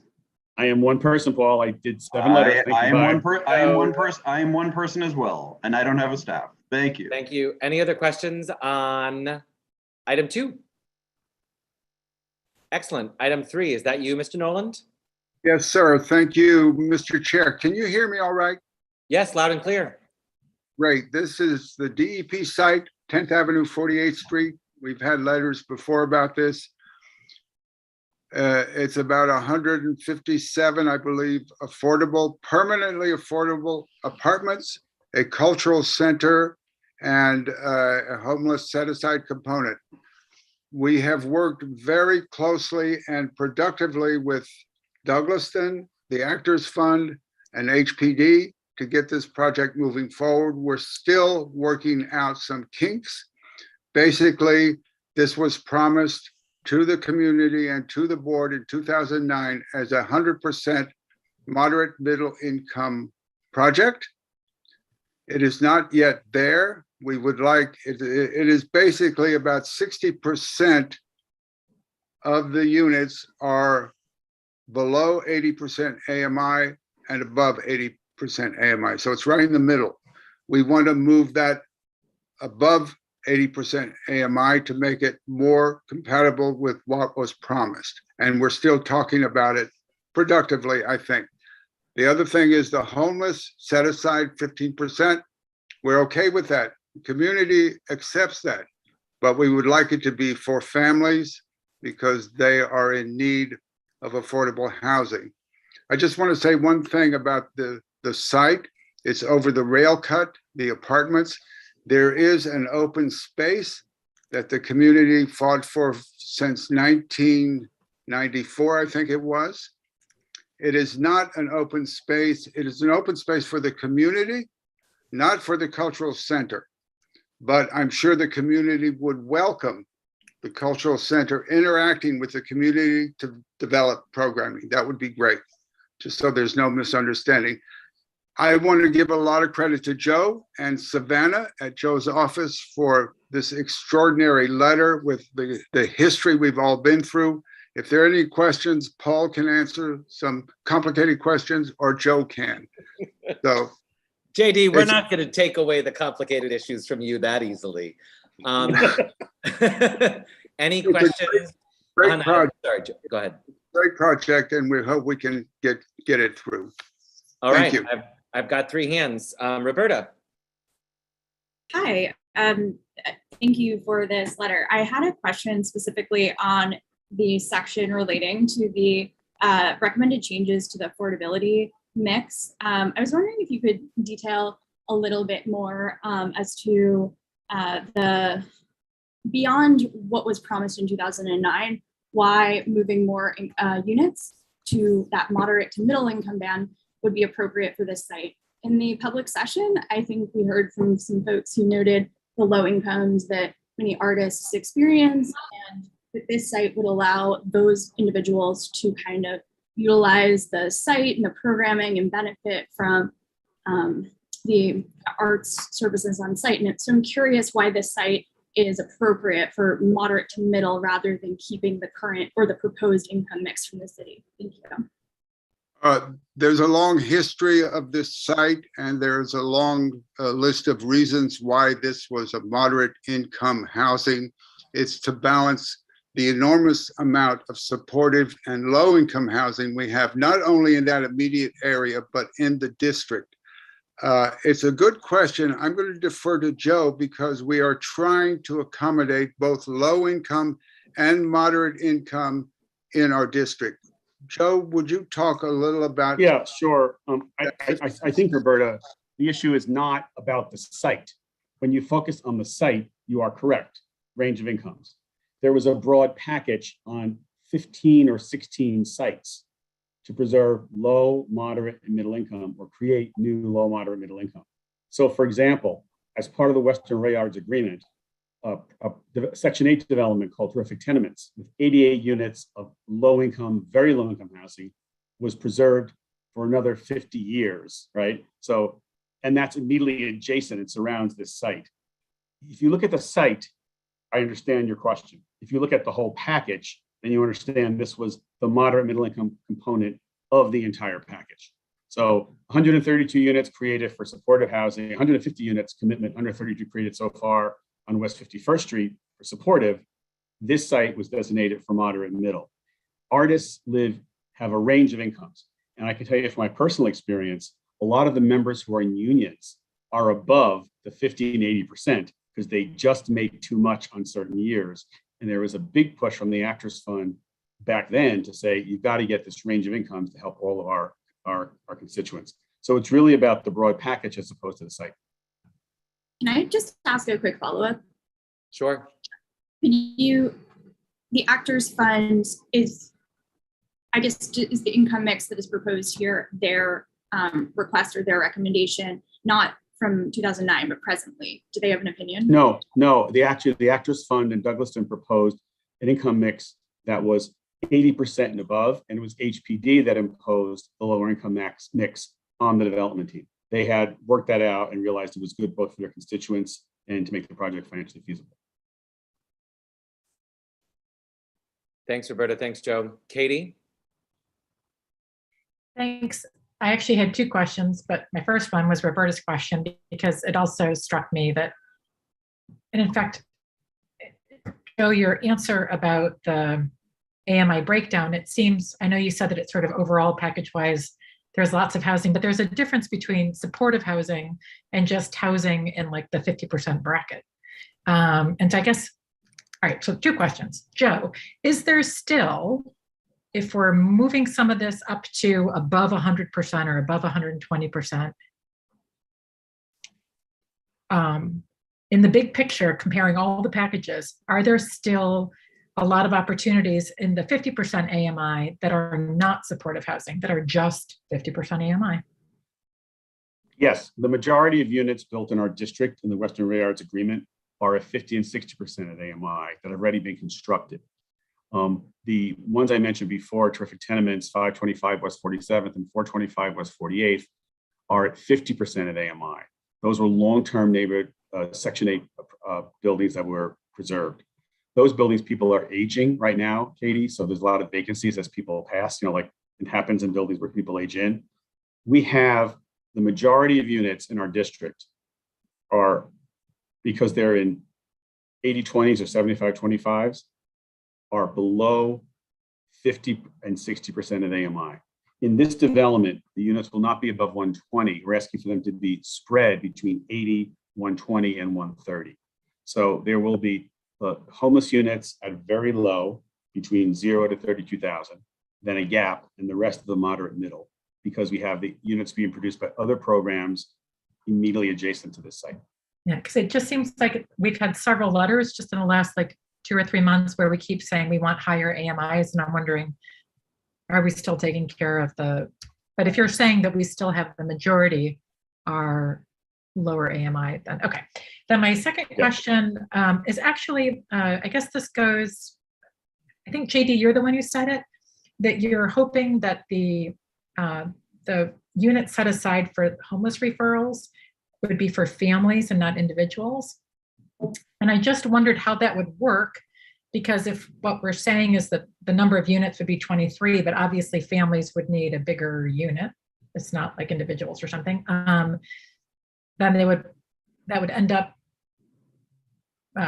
being a different percentage of the units, right? Or fewer for other units if we have to build family units. I'm just wondering, is that what you're hoping for? I mean, No. That's a good question, Katie.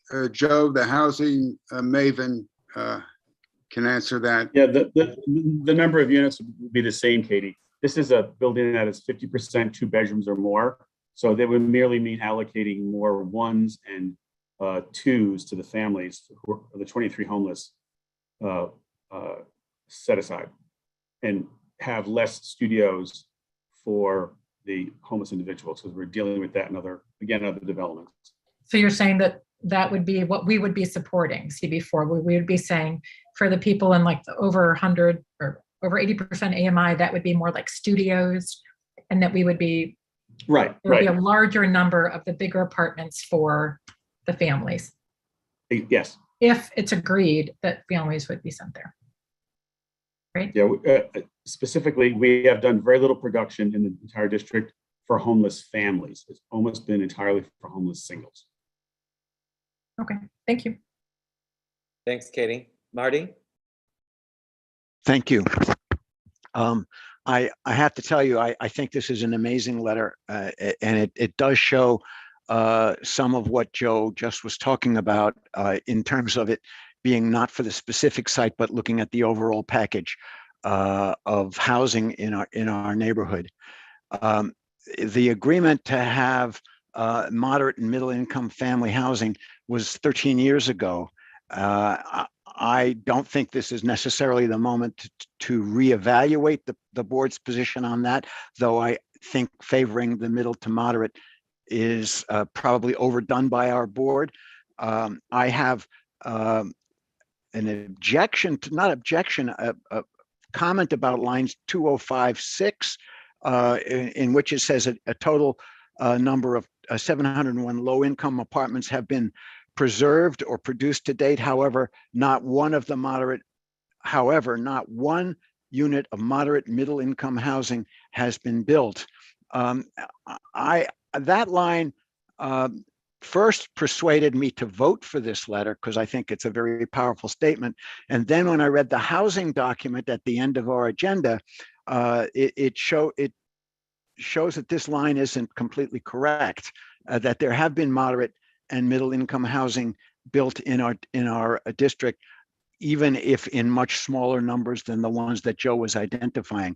So at the very minimum, I think the letter's tone needs to be changed to show that we have had some moderate middle income housing, but to support the point that Joe was making before, that the overall package of housing in our district has favored the lower levels of AMI. That all said, we have a housing crisis in the city of New York right now, and certainly need more housing for the homeless. I'm very glad that we're keeping the 15% in this document and look for more of that kind of housing in our district. So Marty, just for clarity, the one table has all types of housing built. It's nothing under the Western Rail Yards agreement that has been built for Mater or Middle, nothing. It's under the Western Rail Yards. There's additional tables in there that talk about broader range of housing built. Thank you, Marty. It doesn't, I think the letter, you should clarify the letter to say I that. think we clarify. Yeah, I just got to put it under the Western Rail Yards agreement. That'll probably make it clearer. Because you made a strong point before that the overall now you're limiting it just to the Western rail yards. You made a strong point before about the overall package. There was a point in time when I was complaining about how each of the environmental impact statements were about that unit only and didn't take into consideration all the stuff around it. This letter takes into consideration the stuff around it, and that's a great progress, I think. So be careful with this line. I'll clarify it, Marty. I get it. I'll clarify it. Got it. All right. Thanks, Marty. Good point.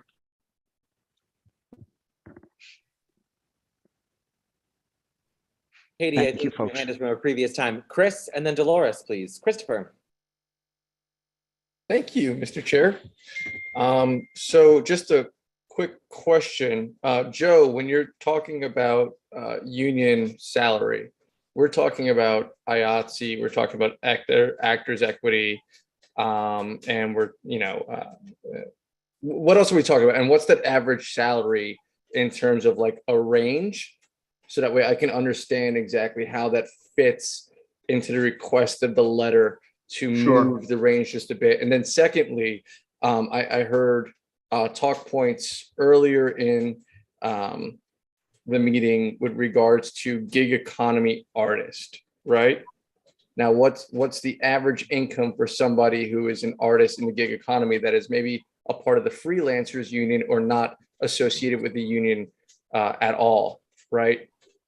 And so that way we can understand how both fit into the scope of this project. So, for example, Chris, a 2-income household making, let's say 120% of AMI has a maximum of 114,000. So it would not be uncommon for someone with 2 union jobs in the household to make that very, very easily. So there's that sort of thing. At 130% of AMI, a 3-person household is 139. And again, not uncommon with a musician and a stage hand in the same household being able to make that. And that was the big thing that was brought to us initially back in 2009 by the Actors Fund and everybody else in the union, saying we have to figure out a way to keep those people in our district, and they're going to be on certain years well above the lower income guidelines. Is that helpful? And absolutely, because AMI for CB4 is what, about $113,000 a year, roughly? But the AMI is based upon the citywide. Yeah, but the number right now, average AMI is 113. So we're talking about $17,000 more, right? Yeah. And so my second question goes to gig economy artists, right? We don't necessarily have a full category of work that they do, but from my experience in advertising, we're talking about graphic designers.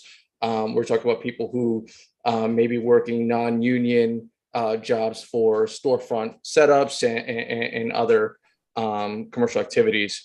Are they best captured between because those contracts are fluctuating between what, $57,000 and $80,000 a year? And does our scope right now capture that? Yeah, no, the real problem is gig economy income is so wildly fluctuating. You can't have every development fit everybody. I don't think people are making the low end of the gig economy would be able to qualify for this building, but certainly for the vast amount of the 80-20, 75-25s that are built, that range is around that 60 to 75,000. They would, for households, 2-person household, 75,000, 2-person household, 57,000, that they would probably fall into that very easily. Actually, so just, I want to get really into socioeconomics real quick, and I'll yield afterwards, Jeffrey, just real quick. So we're talking entry-level employment work in New York City usually is between 65 and 75,000. And that's for a white collar entry level job. But for gig economy, it's actually much lower. So what I'm hearing is that they're not really captured in the 80-20 or 70-30. No, in the 80-20 or 70-30, the range for 50 and 60% of AMI is 41.8 to 50,000. So, and is there a gap for 50 to 60 at all to fill within our scope right now? Not in this project. There is a gap. Okay. But in the 75-25s, that's really that demographic would qualify easier. Yeah, because when I first voiced my position on like making sure there was overlap with the income bands, it was like across the board. So if it would be at all possible, could we, I don't know, negotiate or ensure that 50-60 is in there? Because that's the gig economy that I understand, at least for young people. We actually made a real serious policy choice to say we take a gap in this project in order to get a broader number of units between 80 and 130, which we haven't done before, in order to just try to balance this out to make it work financially. Thank you so much. All right, several more questions on this, folks. Dolores? So I'm a little concerned that we seem to be positioning as if we're putting lower AMIs against higher AMIs. One of the main issues with not just the DEP site, but the MTA site was this board identified these as opportunities to fill a gap that has existed within this community for affordable housing. And we're losing teachers, we're losing firefighters, we're losing folks, as Joe already articulated, union workers that will not be able to afford to live in this community. So we're not trying to say we do not want to do our part in providing affordable housing for the low AMIs, but we also need to recognize that we have this need for AMIs across different sectors of our economy. And I'm just concerned that there are folks that may not have been around for the longer period of time to know how hard we fought for all of the affordable housing across all the AMIs, but recognize that two specific sites filled the bucket that could be moderate and middle, mainly because there would have been a subsidy involved. One of them was state-owned, one of them was because of the big infrastructure project, and it was an opportunity. So what we're doing is trying to fill that gap, to bring balance into the community and also to serve those that serve our community by allowing housing and allowing folks to live here, not just say, we want you to teach here, we want you to be a union worker, we want you to be a firefighter or a policeman, but sorry, you can't afford to live in our community. So just wanted to make sure that folks that haven't been around for a while recognize that this is part of that bigger picture. Thank you, Dolores. Thanks, Dolores. Yadira will have the last question. Viren? Yes, it's a very, very quick question. We are asking for the housing for the homeless to be set aside for the families. Do we have any numbers to support that request? So in other words, do we know what the family composition of the homeless population in the citywide and also in our own district that kind of prompts that kind of response? Yeah, we have gotten from DHS in the past numbers on homeless families in shelter, and it's a very large number. And of course, those are the hardest folks to place because building the large family size apartment is harder, right? It just costs more money. So in this building, there would be 23 units set aside for homeless. And of those 23, we're asking the majority are being 1 bedrooms and 2 bedrooms in the process. Yeah, but the question is that do we know what percentage of the population comprises of homeless families versus individuals? Do we know? The largest percentage of homeless are women and children in this city. Women and children. And there is no facility in our district, I believe, for women and children. None. So that's the rationale. No, I understand the rationale. I was wondering if we have any solid data in terms of, let's say, 30% of the homeless population. All we can say is that DHS constantly says to us, the largest percentage of homeless individuals are women and children. I don't have any data in front of us, but it is not just anecdotal, it's factual. Okay, thank you. Thanks, Viren. Leslie? Hi, I just wanted to chime in on the issue about the gig workers people who do background work on TV and in movies. If you're a union member and you work every day a year, you make about $47,000 as a basic hourly worker. If you're a non-union, you make about $39,000 a year. So just for sake of argument, that's kind of what the salaries are that we're looking at here for gig workers. And a lot of people do production work. I happen to be one of them, so I know these numbers. You have TV and you have movie productions, and that's kind of the range of what people earn, depending on the job that they're working on. Thanks, Leslie. Yadira with the final question or comment on this letter. Hi, I guess I wanted to add a final tidbit of information, being someone who's actually in an affordable unit. The AMIs versus rent rates, when you look at someone who makes 100 grand, right? What their take-home pay is nowhere near being able to afford the $300 to $3,500 a month rent rate. And I know it's not something you guys can change, but I think it's something that we can open up the conversation for in the future, because that's definitely been a big concern for myself and a lot of my neighbors. Yep, I would definitely acknowledge that that has been a topic of discussion for us many times, that rent is based on gross income, which of course gross is nowhere near what the take home, the net income is. So we can't change it in this letter, but it's certainly been a topic of conversation, and definitely appreciate you raising that here for sure.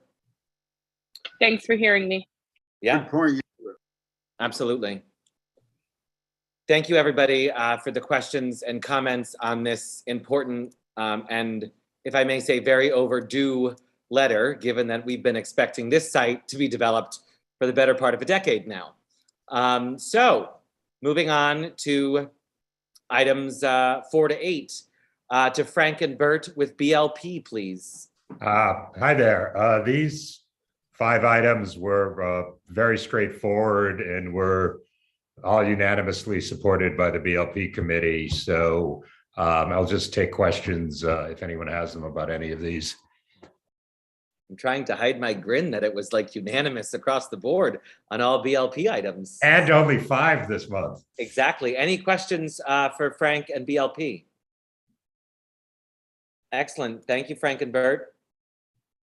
Moving on to ACES, Kit and Alan. Thank you, Chair. I'm going to turn this over to Wendy, who wrote the first letter. Great. Wendy? Thank you. So this letter is in regards to City Council Intro 258, which is a local law that would introduce a report on suitable locations for us installing additional public bathrooms throughout the city. The bill would require the Department of Transportation and the Department of Parks and Recreation to submit a joint report to the mayor and the Speaker of the City Council, identifying at least one location in each zip code in the city that would be suitable for installing a public bathroom. It acknowledges the need to consult with community boards and the public, and outlines a variety of considerations like various costs and challenges to taking on this kind of project, safety measures, things like that.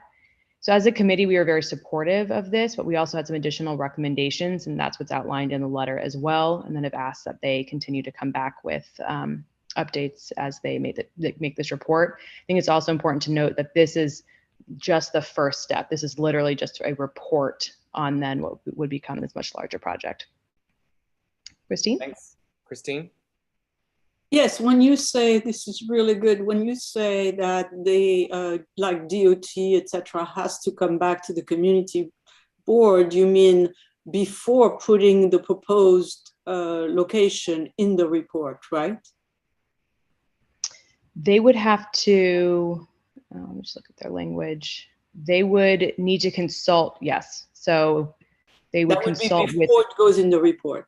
Correct, because the report would have a recommendation for the location. Got it, thank you. Thanks, Christine. Thank you. The second letter was written by Sarah. Unfortunately, she's not here to present that. So it's a simple letter, and it's a timely letter, considering what we heard earlier today from the folks, how important culture and art is to our community and to the city as a whole. We're just asking that the funding be not reduced. Similar to what we asked for with parks. These are two agencies that serve our communities tremendously, especially in times of stress that we're all going through. So we're waiting to see what's happening at the council. As Council Member Brewer suggested, they're still negotiating, so we're hoping to see these funds stay as they were intended to be. Paul? Hi. Did you call me? Yes. Yeah, Oh, sorry. Okay, Go ahead. sorry, thanks. Alan, great letter, I support it. Just question on possibly strengthening it and reinforcing it is, did we ever consider DCA funding as part of our budget priorities in the budget review process? And maybe we can incorporate some language surrounding our support during budget priorities into this letter? We have done budget requests for arts and culture. I'd have to check to see exactly what it, but we could certainly put something a little stronger in this letter if you like. Sure. It might just reinforce some of that. That's all. We'll check into it. Thanks. Hi, Jesse. Jesse. I just, so one of the organizations that is going to be going into the DEP site, we've actually written letters on. So I think we that's a smart move. We can just reference back to those letters of specific. What was that, Indie Space? Yeah. Yeah, Indie Space. Yeah. Great. Not last year, but the year before. Yeah. Okay. Thank you, Alan, for those letters and for the report from ACES. I'm going to put a pause in our regularly scheduled programming and pass it over to Borough President Mark Levine, who is now with us. Borough President. Thank you, Chair. Thank you, Chair LeFrancois, and good evening, CB4. It's great to see all of you. I'm down at the moment because I'm seeing my news feed, and there was another mass shooting this evening, this time at a hospital in Tulsa, and I'm seeing 3 dead here. Just heartbreaking, infuriating, and I know it's not our topic tonight, but I couldn't not say something about that. And I know that you share, all of us are united in our commitment to battle this epidemic of gun violence in New York City and New York State nationally. But alas, not the way we wanted to start out the meeting. But on a happier note, I want to wish you all happy Pride Month and a happy early Juneteenth. So we're going to have a lot to celebrate this month. And I'm also really excited that we get to welcome new members to CB4. We're just so thrilled at the caliber and diversity of new leaders who stepped up to CB4 and citywide, borough-wide. We had a virtually unprecedented number of applications. So we really have the best of the best. And I want to acknowledge our new members here: Matt Green, Charlie Todd, Aurora Cross, Carl Wilson, Yadira Jimenez. And I also want to thank those members who we're saying goodbye to, who just served with such distinction. And I want to name them: Twee Pham, Rob Walker, Elsora Gadsden Cleveland, Sarah Appleton, and Colin Wright. I look forward to continuing to work with all of them as well on behalf of the community. I know they're not going far. I want to touch on the issue of the open meetings law, which I know that you have been deeply engaged in as a body, and that we in my office are working practically around the clock on. You're probably aware that the mayor issued an executive order to extend the emergency status through June 27th, so that the current status quo remains in place for a little longer. It's a slight respite so that your committee meetings, for example, later in the month can continue if you choose in an all virtual format. But come following that date, the new rules will be in place, and they do present some challenges to the board. They are going to require, I think, a number of legal questions to be clarified. We are working regularly with the city law department to obtain that clarity and to obviously disseminate it to you. And once you're in this new hybrid environment, it's going to take work and resources to do it right. And we want to support you in that, getting you the right technology to make sure that you have a hybrid format which works for everybody, whether you're in the room, whether you're online, so you can be seen and be heard, etc. So know that we're really deeply engaged in that fight, and that we know the stakes are really high come the expiration on June 27th. I'm really excited to be partnering with your wonderful Councilmember Botcher, to deal with the horrible epidemic of rats, which I think by objective measures may be worse than it's ever been, or something worse than it's been in recent memory. And we're focusing on the problem of rats at construction sites. And forgive me if he's already presented, I'll be brief, but we want rules in place so that on construction sites and high rat areas, that there are, the law requires a rat mitigation plan so that there's an extermination contract. And that's not always happening. And so we want that guaranteed in law. So really excited to be partnering with your council member on that. Also, I'm working with colleagues at the state level on the onerous weight of state regulation of our policy on speed cameras and other laws that regulate our streets. And this is another area where CB4 has been exemplary. Shout out to Christine Berthet. But we're really pushing to get permission to run the cameras on the hours that we want. Right now, the state requires us to turn speed cameras off overnight and on weekends, which is just indefensible. And in fact, a majority of crashes occur, a majority of fatalities due to crashes occur during those times. We want to get them on 24 hours. We want the discretion to do that. Also, by the way, I think the city needs discretion to decide how many speed cameras and where they're placed. We know the streets. You know the streets. You know the intersections that are most dangerous, not a random state lawmaker from Schenectady. So we're really working to change that paradigm and to get control returned to the city. Very quickly, I understand you've been talking about small business concerns tonight. And I just want to let you know about a wonderful program that we have in my office.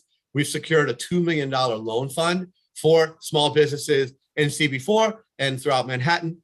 These are loans from as little as $7,500 up to $50,000, zero interest. Repeat, zero interest, and a very easy application process. This is not like going to a massive bank. So if you have small businesses in the neighborhood that you know about that are struggling, that need capital to expand, to buy new equipment, to renovate their space, to do marketing, to restock inventory, send them our way. We want them to get access to this loan fund. Again, $2 million. So we have a substantial amount. The loans are moving fast, as you might expected, but still a lot left. And so please send them our way. Finally, I understand there might have been COVID questions. I just want to very, very briefly touch on where we are on that. We are in the fifth COVID wave that New York City has confronted, incredibly. We also are benefiting from resources we didn't have. We have finally, for the first time, enough testing resources.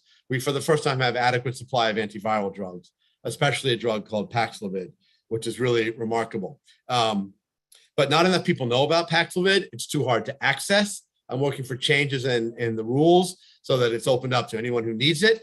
I'm working to get more resources on the city's COVID hotline. If you call 212 COVID-19 to get a Paxlovid evaluation, it can be a 90-minute wait. That's unacceptable. I'm working to allow pharmacies to prescribe Paxlovid so that people who can't access a doctor have another route. A lot to say on that topic. Finally, I'll close on the COVID front. A little bit of good news. For the first time in the last few days, it does appear that this wave has started to crest. It's probably plateauing, maybe even coming down a bit. So I'd like to deliver good news as well. Still got to keep your guard up, folks. We're still seeing thousands of cases a day. We're still seeing a lot of people going to the hospital every day. But we do appear to be coming off this wave. That's good news. So I'm going to close on that note. I'm going to pass it back to you, Mr. Chair. If there's time for questions, I'm happy to take them. Also understand if there's not. It's up to you. No, we'll certainly take you up on that. We've got two questions, if you don't mind. Dolores, we'll start with you. Great. Thank you. Hello, Borough President. And this question isn't for you to answer now. I'm happy that you gave us some detail on this was an unprecedented season of applications for community boards. But I'm hoping that your office, whether you normally put out a report or you have an opportunity to give a little bit of an idea of the criteria, as well as the diversity numbers, whether or not we take a real hard look at longstanding members of the community, whether they have an opportunity, to get on the board, especially those that might already be engaged as public members. Just hoping that we get to see some of that information to understand how those picks came to be. Yes. Absolutely, Dolores. And we have put this out and we'll get it to you. I'll give you a couple of the top line notes. We're really proud of this process. We had 900 applications, which is virtually unprecedented for 300 spots. So it's very competitive. The diversity of leadership that emerged is remarkable. Of our new appointments, I believe 70% are people of color, borough-wide. We had an unprecedented number of young people, not just under 30, but specifically teenagers, and really remarkable diversity along almost every measure. We've prepared a report on this, which we'll share with you. And my wonderful Director of Community Affairs, Tricia Shimamura, I think is on with us tonight. She might even be able to drop a link into the chat. Oh, I forget, do you not have the chat open here? I think you don't. No problem. We'll get it to, Mr. Chair, we'll get it to you and you can disseminate it at your discretion. We will certainly do that. Appreciate it. So thank you. Thank you so much, Dolores. And JD. Quick question, Mr. Borough President. We are volunteers on the community board. Come June 27th, we may be required to meet in public once again. Why can't your office give permission to the community board to pass some protocol for those public meetings? Simple things. Why can't we require people to wear masks and to socially distance? JD, thank you. Sorry, I continue, sir, please. No, I have a response, but okay, absolutely. Well, first of all, we are working under the constraints of the state open meeting law. So now there are. I understand that, but right, but let me just address your points. There are a number of critical issues that need clarification, and that's why we have been working diligently with the city law department on this and pushing back, frankly, on COVID protocols. I don't think I have to tell anyone how concerned I am about that. And what we have secured confirmation of is that boards can require the wearing of masks at their in-person meetings. We have also, we're fairly certain, although there's a tad bit of uncertainty here, we're fairly certain that if the venue requires vaccination, that is acceptable. So that's a slight difference from the board requiring it. And we've also secured confirmation that you can do things like 3 feet distancing, et cetera. So we're really working on the COVID safety protocols. And I think anyone who's been to one of our borough boards knows that we address this regularly. We'll continue to fight for you to have the safest meetings possible. I can't tell you how much we care about this. We're putting all the resources we have into this. Thank you. Thank you, JD. Thank you for that question, JD. And Mark, thank you for clarifying that. I misspoke earlier this evening. That's a huge bit of news on. That's breaking news. We just confirmed that today. That's huge. Thank you, Jeffrey. For that. Yeah. Jesse, did you have a question? Yeah, well, I was going to say to tell Mark that I just wanted to highlight Adele Bartlett and Tricia from your team have been extremely helpful. I'm sure that a lot of other people helped write those memos, but basically our policy that the board will be voting on tonight is referencing your memos all the way through, and that's due to the thanks to Adele in writing those for us and helping us guide us through this process. I will say the mask information is new because that is originally the original memo you guys wrote about it said that said you had the old information. So if we have that in writing, I think that would be really helpful. We will get that for you in writing. I mean, we just confirmed that today. So you're the first board to hear that news. Again, I just want to thank thank Adele and Tricia for all their hard work. They are amazing, and we have a phenomenal team that's really working on this, and will continue to. Great. Well, thank you for joining us this evening, Mr. Borough President. We look forward to seeing you around soon. Thanks, everybody. Be safe. Be well. Have a good night. All righty. Back to our agenda. WPE, Leslie and Marty. I'll take it, Jeffrey. We only have one wee itty bitty letter today. There are some amendments. There was some language that we changed, a word or two. And then Christine asked for a stronger ask at the bottom for the city to show us a plan regardless if it immediately affects our district or not. So that's included at the bottom now. It's not reflected on what's in the Dropbox, but that's in the edit. So that is reflected. And we are also, one other friendly amendment we took was, what was it? Oh, we're moving the addressee of DOT to CC. We're CCing them. And this is going to, there's a new office of environment and climate justice that the mayor has set up. We have unfortunately not yet made direct contact with this office. So this is another kind of, we're trying to spur them to engage with us because we think they're going to be an important partner, especially with our committee. So this is going there. And this letter really just has 2 points. As you see, New York City is way behind other major cities with green infrastructure. In this example, charging infrastructure. And the ask that, well, not even an ask, but an ask if the city has a plan about this, they could share with us so the community can assess. And that's pretty much it. So if there are any questions or friendly amendments, Marty and I will be very happy to take them into consideration. Thanks, Leslie. Any questions? Dale. Thanks, Leslie and Marty, for raising this topic. I'm sorry, I had a dental visit earlier today. I'm still not sure I can use my jaw fully, but I'm going to try. So thanks for raising this topic. But personally, just speaking as a co-chair of Transpo, I would like to see this be a joint letter from our 2 committees, the way we worked on Pier 92 and 94, in which we separately assess the environmental and Transpo impacts and consider them a little more deeply. I know the letter does a good job of saying that requesting like parallel development of green power and the EV charging rollout, because like if an EV car is powered by carbon-based energy, which is what we have now, it's not any more green in effect than a car that with emissions, although it is a local benefit.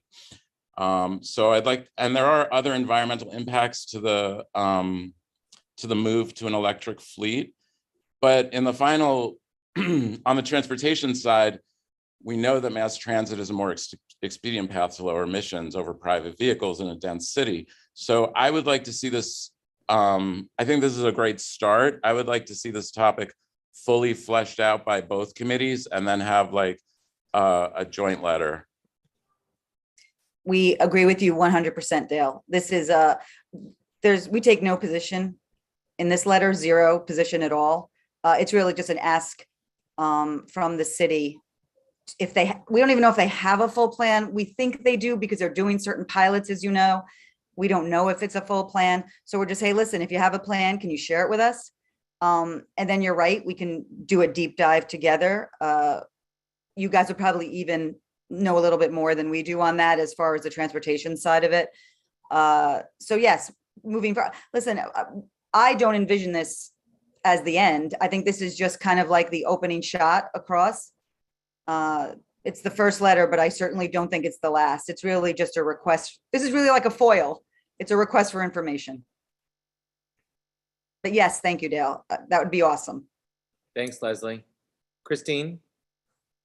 Yes, I agree with Dale. I think it would be good that we put our heads together. We are always smarter when we have all the heads together to look at a subject different ways. we'll try to put it on our agenda next month and, start that discussion at transportation so we can, it's going to take a while. I mean, it's not a one shot, as you said. It's going to take a while to think about everything. And then so at the end of the day, we get to a joint, positions on those subjects. Yeah, I totally agree. And Christine, we want to thank you for joining our meeting because we know you have a lot of meetings, but you came to our WPE meeting and you contributed a lot. So, well, yeah, but I was just one person, I wanted to have all the yeah, absolutely.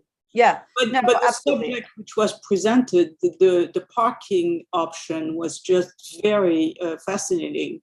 And the fact that the parking, that people are going to offer within the parking garage, the opportunity to take your car, charge it, and then put it in the garage so you can take. So this is like a gas station, but within the garage with electricity. And so I think that idea was really attractive, and it's a good one to put on the map. I don't know whether Penn South should invite those people and get the idea from them, because it was really a good highlight. And I think we were timely with this because, I mean, you probably heard, was it last month? I think it was the end of February. The federal government is literally throwing money at EV infrastructure. Right. I think it's $7.5 billion. And the research we did, all accounts, NYC is so behind on even getting their hands on that or even applying. And it's really just kind of, hey, city, what's going on? What are you thinking? But like you and Dale also said, I think this is going to lead to much greater discussions and in-length discussions, one or two times, down the road. I think it's just really get the ball rolling and see what they come back with. Yeah, that's good. Thank you. Lowell?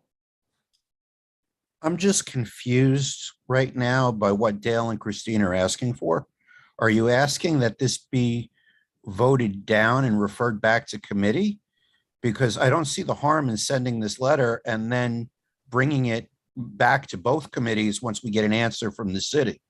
No, I didn't hear that. I think go ahead. I'm sorry. We're not asking that. Right, thank you for the clarification, Christine. Dale? I don't think we're asking that, but personally, my preference would be to speak in one voice and jointly after robust discussion in both committees. So, I mean, I'm not asking this letter to be tabled. I'm just saying my personal preference would be that this topic, which is pretty complex, and I don't think this letter, this letter is an opening, but it's also like this letter could also get into some of the environmental impacts more deeply, as well as, the transportation impacts. So I'm saying I would prefer to open with a joint letter, but I don't object to this letter, being voted on. All right, because I mean, my response to you, Dale, would be we do speak with one voice. It's the voice of Community Board 4. Where this is not, you don't need a response. Except something that, which was not a statement, right? Except that this letter, which is currently addressed to DOT, has not been considered by the Transportation Planning. We're Leslie, all right, Leslie, I was going to say, didn't you say you were moving them to say? Yeah. Okay. No, but Dale has listen, Dale and Christine have a really good point. I think and I even think on a lot of this conversation, Trans would take the lead, right? On much of the conversation as we move forward. I don't even know if they're going to come back and say we have letter. Like I said, part of our objective was to open this up to this new, introduce ourselves, hopefully, or get some sort of response from this new mayor's initiative or committee. Let's hope. I mean, we're inviting them to our meetings. Let's see. But everything you've said, both of you, and Lowell actually too, I agree with.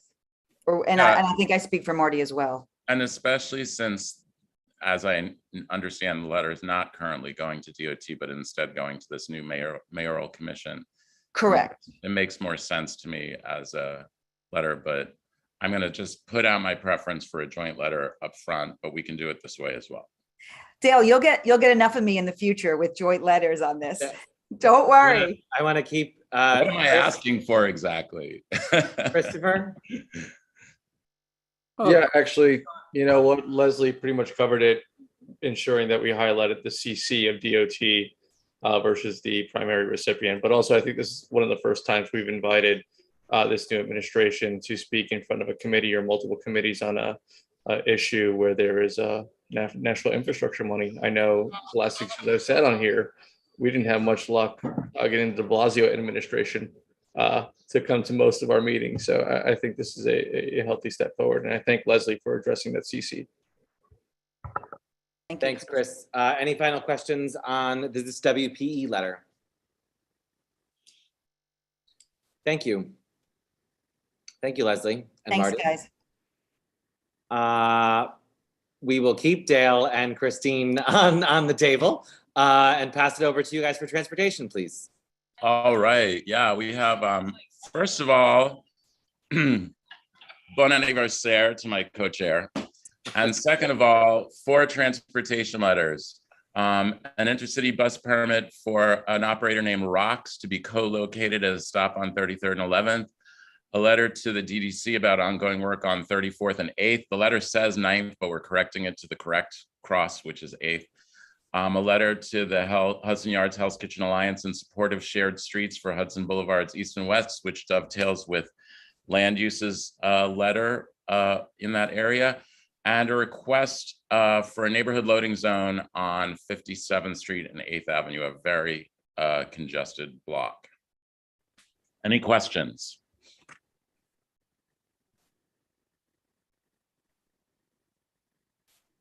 Hearing none. Thank you, Dale. Thanks. Up next, Maria and Joe, Housing, Health, and Human Services. So there's no Maria, so it's going to be me and Dolores and Jessica trying to divide some things up. We have some work. So the first item is the social service provider checklist.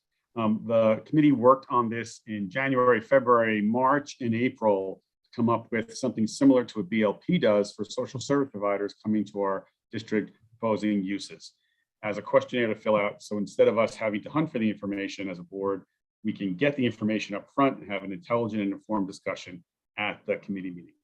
Are there questions on the checklist or comments from either Dolores or Jessica on this whole process we spent on? Dale, I assume your hand was from earlier, right? So we'll go to Marty, please. And down, yes, sorry. Okay, that's all right, thanks. Dr. DeCat. Thank you, Mr. Chair. One suggestion on your checklist: add sanitation collection. What's the new facility going to do about sanitation collection? I hope I'm not stealing your thunder, Christine. No, you are really. You are really? Focus. No. Oh. Since we're on the same task force, we're just all obsessed with it. Joe, is that Oh, sure. No. I mean, okay, perfect. We want all the members to add in. I mean, we spend so much time, we're going to miss something. There's not even a question. Great. Christine. So I'm not sure it's in there or not, tell me, but are you asking them what other project they have been working on? Yes. Oh, yes. You do? Okay. And then, okay, that's good. Jesse. Sorry, I might be jumping the line. I have questions on item 17, so I'll hold, sorry. Okay. Any other questions on this letter, the checklist? All right, Joe, next up. Okay, next item is the syringe letter, correct? And let me turn this to either Dolores or Jessica. Actually, Katie might want to speak to this, as she originally had crafted the original letter 4 months ago. I'm going to give it to you first, though, Dolores, and then Katie can respond. All right. So we had a presentation about 4 months ago concerning putting needle collection boxes at a specific location, and it's on Dyer Avenue, the area where cars are going into the Lincoln Tunnel. And at that time, we had overwhelming community response at that meeting, asking for that not to happen, saying that this was not a good location, as the concern was it may encourage folks to continue to use. What we really wanted to do is to thank Housing Works for all the work that they're doing, and to be a partner with them to recommend opportunities for their boxes in other locations or with other organizations where it may be more appropriate and more helpful to the community. So this was heard in June, referred back to the committee in February, but then the committee had a number of items, very pressing, specifically the FAR increase, a number of things that we kept on postponing it. And so we heard it finally again, discussed it in May, and it was, I think, near unanimous consent on this letter. It was one change, and at the committee, and then it was passed. So Jesse, is this the letter you have a question on? Yeah, I mean, that gave me more color, and I'm sorry, I should have waited. Obviously, I'm a little skeptical, and I believe this went through a large back and forth. I understand the story you just told. Obviously, I'm a little skeptical just because, anyone would sort of, the justification you just give is you thought that this would lead people to use more. Obviously, that's sort of the same justification that's given for, why we don't distribute Narcan, or why we don't set up tents for people can be watched over when they use. And, studies have shown that obviously. Actually, the public that came out was not about don't do this ever at all. Okay. It was this location is not the right location. And there was a lot of back and forth about what about doing something as part of a general litter,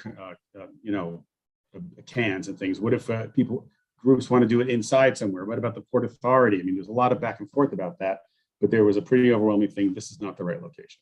But so, why do you remember any details about specifically why not that location? Yes, it seems. I assume there was a reason it was proposed in that location, and that's because it happens to be where users are. Correct. There is a lot of serious drug activity and a lot of illegal activity, well beyond drug use, on Dyer Avenue, 36, 35th Streets. That has been a history from our issues with the COVID homeless hotels. So that's why the community really came out in force about it. Okay. I guess as Paul is, sorry.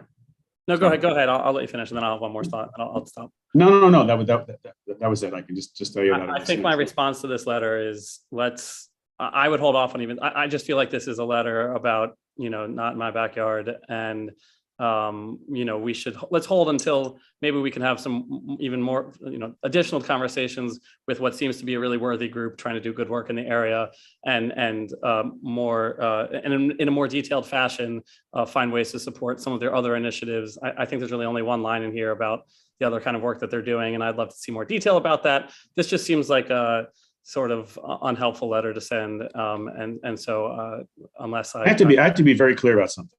Part of our job is to represent our community. Our community came out and discussed this at length. This has been discussed multiple times by this committee. This is not about a group comes and then the community board must respond solely about supporting the group. It's not about a vote whether or not our community board supports Housing Works. Not the issue. They came out with a proposal. There was a response.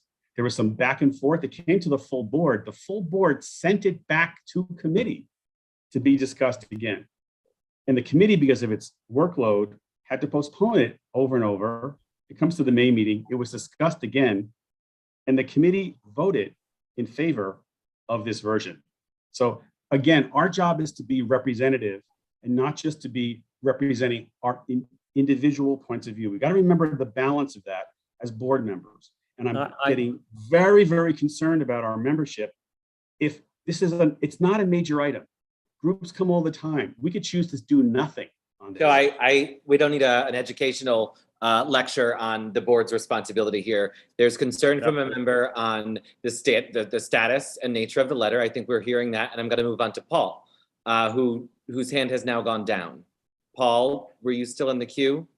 I was going to ask a question related to the usage of the boxes, but I should have attended the committee meeting, so I could have learned more then. So I'll do my own research. Thank you. Katie?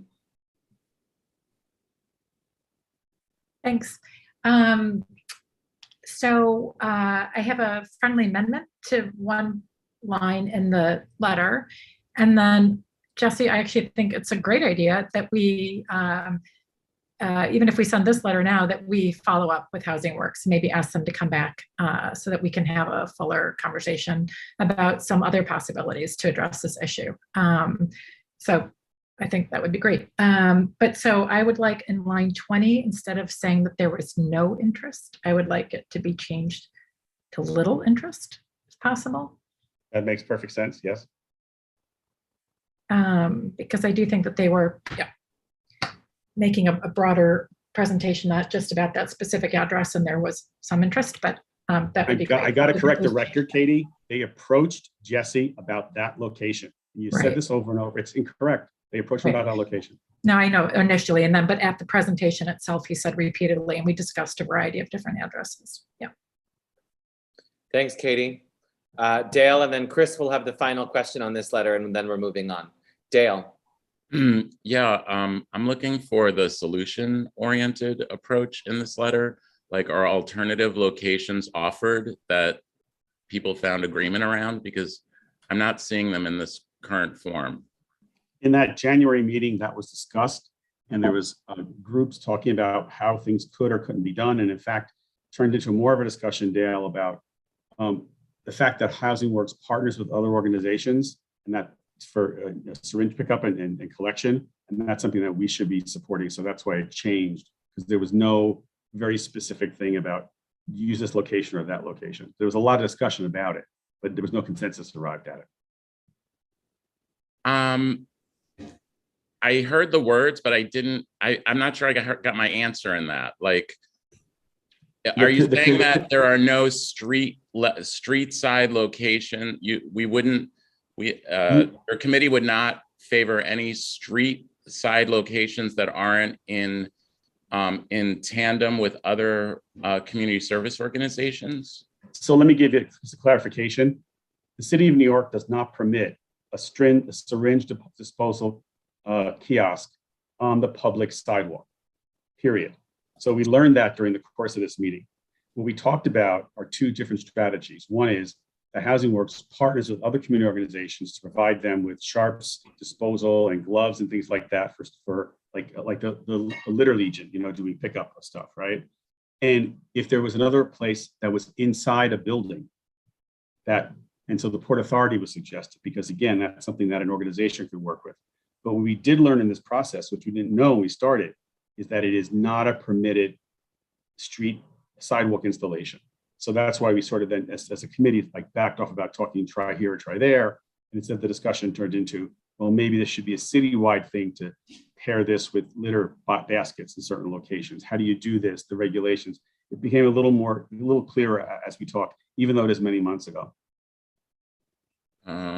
Okay, yeah, that's referred to in pretty vague language in this letter. I think I would like it just to be like more specific and sharpened, because all it says is different strategies to address the disposal, instead of outlining what you just outlined, which we need to find private spaces and or public partners with which to locate these spaces. So I will, from this recording, pick up that exact language that you and I just went through and add it in. Okay. Thanks, Dale. Christopher. Thank you so much.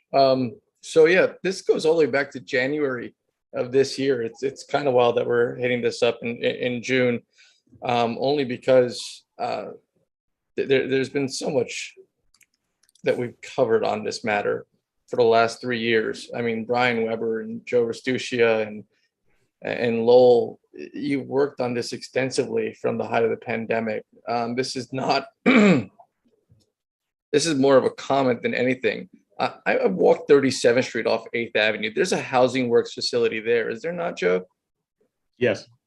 Okay, so in front of that location there was active use. can Housing Works just utilize their own location internally on private property to do needle drop-offs?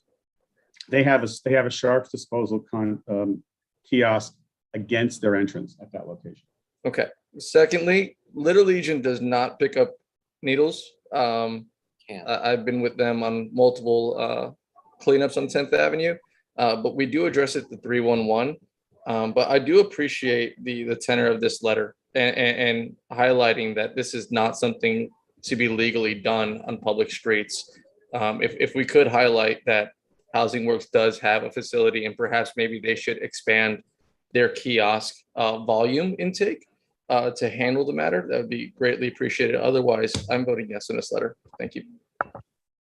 Thanks, Chris. I'm not going to continue with questions, James. Chris had the last word on this. We are at the same place we were. It's not in a January. question. It's meant to be a helpful comment. It'll take 15 seconds. Okay, you've taken the 15. Go right ahead. Thank you. Joe, in case it's useful, my wife and I have been going through fertility treatments. We have to get rid of our sharps. There are numerous sharps collection locations at various drugstores in the area as well. So I don't know if that's something that's been explored. And I want to apologize to my distinguished committee chair for not being able to attend recent meetings because of illness, but thank you. That's it. Thanks, James. I would note that we are in the same place we were in January. I asked that this be referred back to committee. I'm not having that happen tonight, though there is definitely some tension. This letter will go forward with an up or down vote, and we will see where it goes. So, Joe, thank you for the presentation on that. Jeffy, but I would note we're going to be changing that from no interest to little, and then noting the issue about the public-private and the strategy stuff. Sure, I think what I heard, and it continues to rankle me, though I will admit as the chair, I'm going to vote yes on this letter because if it does pass, my signature should be on it, and it complicates it incredibly if I don't. But I am uncomfortable with the letter. It does not seek a solution, which is counter to Board 4's constant position. However, this is the second time this has come up at full board. We've discussed this at length tonight. I'm going to have it go to a vote. And I'm thankful for the friendly amendments we've made thus far. And we'll take it from there, if that's okay with you, Joe. Yeah, perfect. Perfect. Great. So next up. Moving on again. I know. Yeah, more I know. housing, right. Yeah. So right. Next item on housing. So we have two letters regarding 535 West 52nd Street, the Park Clinton HDFC, also known as the Clinton Commons HDFC. This is a 96-unit, affordable, income-restricted, profit-restricted co-op. They were on the Clinton urban renewal area. First is the letter to, they were surrounded by construction after the building was built and opened. And the first is a letter to Taconic Investments, who built the 525 West 52nd Street. And there was construction damage from the adjacent construction. This is a new board. There have been 3 boards so far, and they came to approach our community board, asked for help on getting this problem to resolution. We are writing to Taconic and asking to work with the board together with CB4 to come to a resolution. And this group at this point, instead of having Taconic do repairs, would just like to be funded to do the repairs themselves and close out the matter for construction damages. Jesse, you have a question about this? You're on mute, Jesse. Yeah, no, I'm just raising my hand to speak afterward, just because I want to clarify people's for their voting, just for the way it sits on the agenda and explanation that there's 2 letters and 2 items. On this item, yep. The next letter is also about the same building, and this is a little bit different. This is the original developer was the Clinton Housing Association, and the actual brick developer was Monadnock Construction. This building is not that old, and it now requires over $600,000 in facade repairs for local law 11. The group is pursuing a negotiation with the developer about it, but in the meantime, they must be complying with local law 11 for facade inspections. They applied to HPD for a low-cost loan. Again, this is a 100% affordable co-op, and they were told they'd have to wait for a project manager sometime until 2023. In the meantime, they're incurring fines for the violations, and they cannot get the work done. They don't have the financial resources. So we asked HPD to provide a project manager to get their loan underway to get their facade safe. Questions?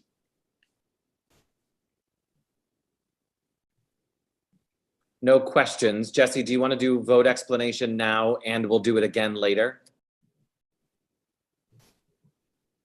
I can do it later. I just want to make sure it's at this point in time, if you're looking at your vote sheet, there was a miscommunication. We weren't clear that there were two separate letters on this particular one building. So on your vote sheet, it's going to say 18A and 18B. Unfortunately, the way the form works, digital form works, it has to just 18B has to become 19, and then all of your letters will just shift down. So when you're voting on your vote sheet, you're voting, you should look at make sure however you're voting, you're looking at the title of the letter and you're using that as your reference at that point, not always the number of the letter, just because it'll be off by one. We'll fix it all in post, so it'll look all nice and pretty. Just in terms of your vote sheet, you might just take a second to take a look at it when you're filling it out. Thanks, Jesse. Final housing item 19, Joe. So this is the community board's affordable housing plan. We update it periodically with the new administration. We need to update it in a dramatic way. It is being done in two tranches. The first one is in front of you tonight. The next one will be in front of you at the July meeting. The items in front of you tonight are the sections about the sites that are completed, under construction, going through public review, completing public review. And the HPD development pipeline is the first grouping of sections of items. These are things that the board has tracked through the public process they've been in. And we are merely now updated those sections to indicate where those affordable housing developments are. And also made sure we went back to the developers to verify that the numbers and the specifics and the AMIs are still correct after a number of years. The next section is something we've added and moved to the top, which is affordable housing preservation. And we have a section for the first time regarding illegal demolition. And this now is not an additive section, but a subtractive section from the housing plan, noting how many units we've lost and how many buildings. We've added Chelsea NYCHA as its own item. That was a major issue since the housing plan was last updated in 2019 and in 2020. And then 421A affordable units and the expiring affordability across the board on apartments that are not governed by inclusionary housing, but solely by the 421A tax exemption. We have literally hundreds of units that we may lose unless there is some sort of resolution on how those units can be preserved going forward. Next month coming to you will be all the various rezoning strategies and specific issues with Empire State Development Corporation. We haven't touched those yet.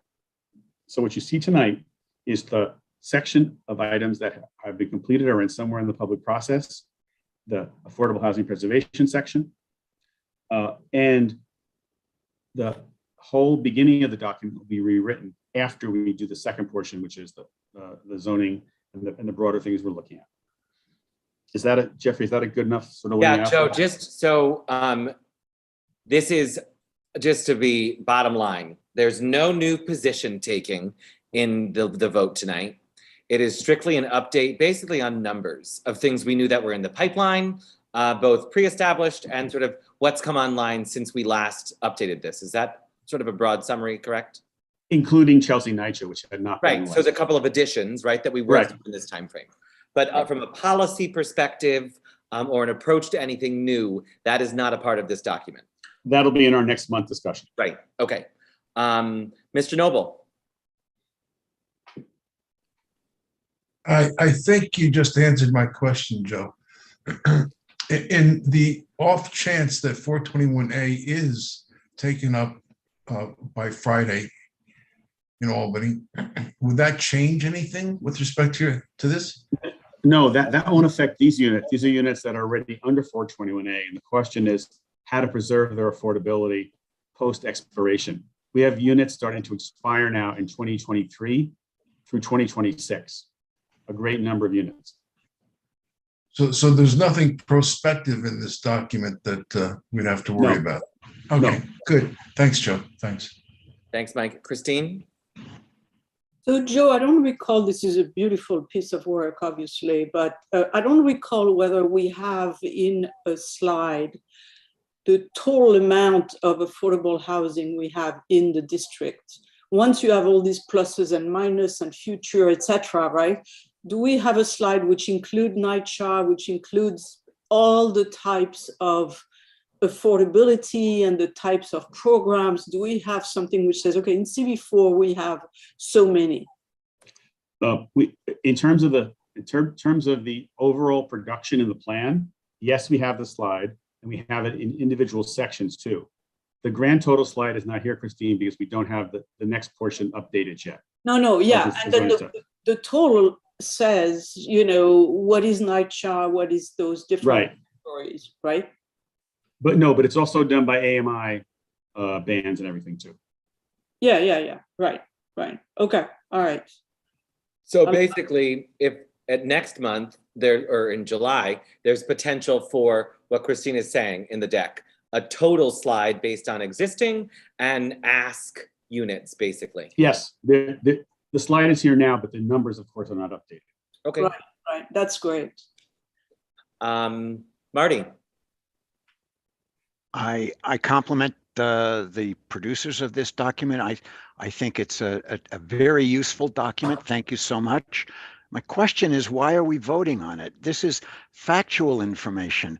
It is produced as well as anybody can produce it to be a reliable document. What does my vote in favor of information that I believe to be correct mean? The board votes on this plan every other year to give updates, because Marty, also things come off the plan, new things come on. Like there's never been a section on illegal demolition. You never put that in there before. So that's an additive thing here. So it seems to me we should be voting on the overall plan. Your intention is that we vote on the individual pieces of it? Marty, we voted on the overall I'll plan already, did we not?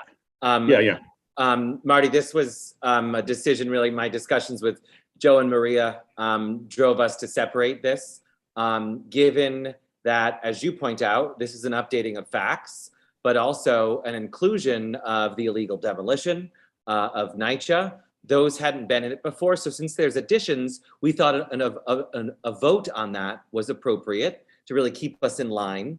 And then the second phase will be potentially a more significant vote, because we might talk about adding new things, additional meat, additional asks from the city and the state in the next phase of our plan. So I'll say that initially I did want to take it as one vote, but it made sense to do this in two based on how we've separated out the plan. But I think you're saying that this is not just an updating of information, which I don't think we should be voting on. You're saying this is a modification, even slight, of the plan itself, and that we should be voting on. An addition, yes, exactly. Yeah. It's both, Marty, both, yeah. Yes. Thank you. Yes, and. Paul. Yeah, my question follows along with Marty, is I wasn't exactly sure what I'm voting on. So helpful that you have some clarification there, but I'm wondering if we should just vote on the one plan next month when it's all complete, rather than on the parts. And I'm trying to understand the justification for voting on parts of something when it's not done yet. The idea was that the board members wanted to read everything. This is a board document. The board's going to issue it and publish it, and all board members should be able to look at the document we issue and publish and ask questions about it. We have gotten questions during the course of the committee about what is this, what is that, how does that work? And if you feel comfortable with the information, then I think that's why the board then affirms it with a vote. Yeah, I mean, I think that it's good information, but this isn't ready to be published yet because it's not complete. So this section is complete. Well, there are parts of it that have headers that don't have any substance to them, so it's not complete. And I'm just struggling with that. Why not just wait until next month when it's one whole package and one whole plan? I'll take that again. I'm just confused. I did address this, but the fact is, we made a decision to take this in two parts. I recognize, Paul, there's some vacancies, if you'll allow me the pun. And it's also intentional. This is a significant document. The committee has a lot to get through at each meeting. And we wanted to be cognizant of the value of the document. And so we broke it up into two. So you're right, you're voting on something that will remain a draft for another month and a half because we're marching towards a final document. Dale, or wait, Dale, please, if I can go to our esteemed district manager who has his hand up as well. Jesse? I will just also remind people that in 2 months, you will have the next full board meetings in 2 months. You will have 2 months worth of letters to be reviewing. This is an over 150-page document. So you can, if you want to add on that document onto the 2 months of all the letters that you will also having to be reading, I give you credit. So what you're saying this is a what you're smart saying, way, Jesse- smart way of giving you guys a break. Yes. In August. Dale. Yeah, in August, no less. Okay. I mean, it's lamentable that there has to be a section on illegal demolition, but I'm so glad it's in there.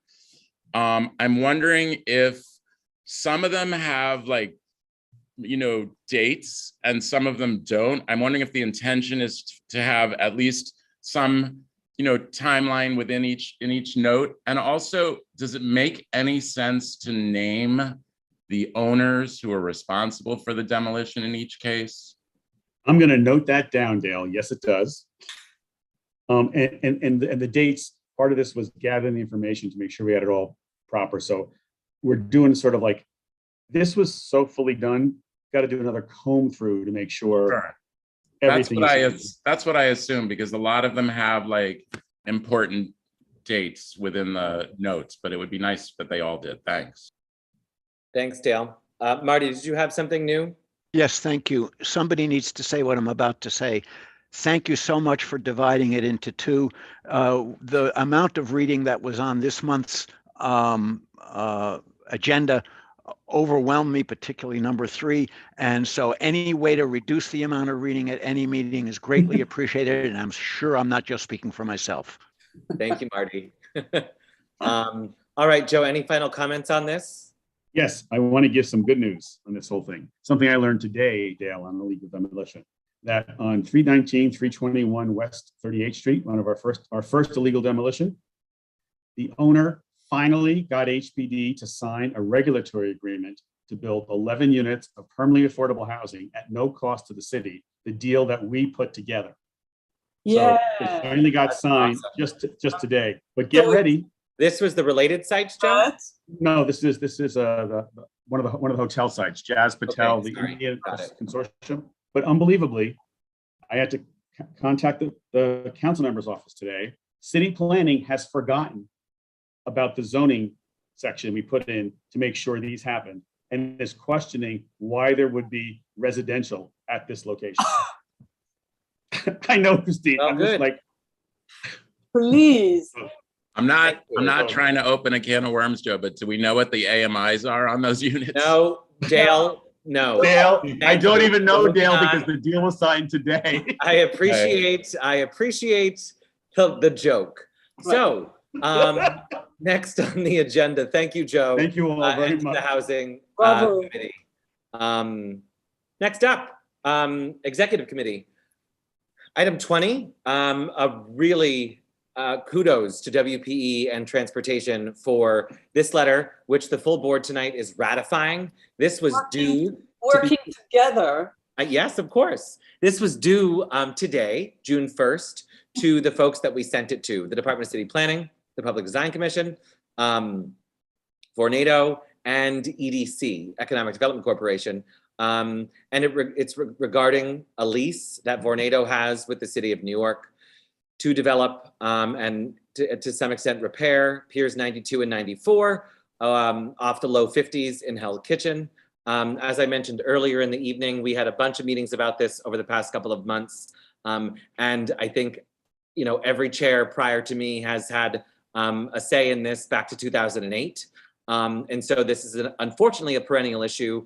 Our asks are direct, stern, and extensive. There could be some pretty significant negative and adverse effects as it relates to this redevelopment, but we are also long overdue in the improvements that we've been promised by the developer. So again, this came before WPE and Transportation. Really, it was a response to the presentation that Vornado gave us, which is their pie in the sky, their dreams for the facility. And in our discussions with EDC was, tell us what the community wants, so hopefully we can put that into the lease, which is what this really reflects. Dale. Oh, okay. No. Okay. Jeffrey, Joseph- if I could jump in for one second. Wait, Joseph. On summary, Jeffrey? Josephine, hold on one second. Lowell, is it on summary? Yes, I just wanted to point out that this is actually two letters. One letter went to city planning and public design, which incorporated the second letter. So we're voting on two separate letters. I think it's a 20A and a 20B. No, we don't have that. We don't? Well, it is two letters. I don't know if it was. Yeah, we did it. We combined it as, remember, we had this conversation exactly. We combined it as Okay. one item. We combined it as one. But it's one item, but it is two letters. Exactly. A summary sheet to city planning and a 7-page letter to EDC in Vornado. Josephine? So I'm very happy, I'm sure everyone else is, to have a movie studio moving into CB4. That's wonderful news.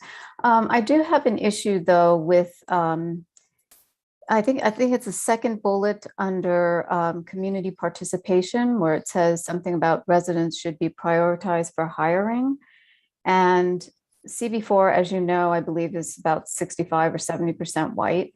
And I'm sure there are many other areas in the city that would love to have corporations such as Google, Facebook, all of these companies moving in, but somehow they never make their way to those parts of the city.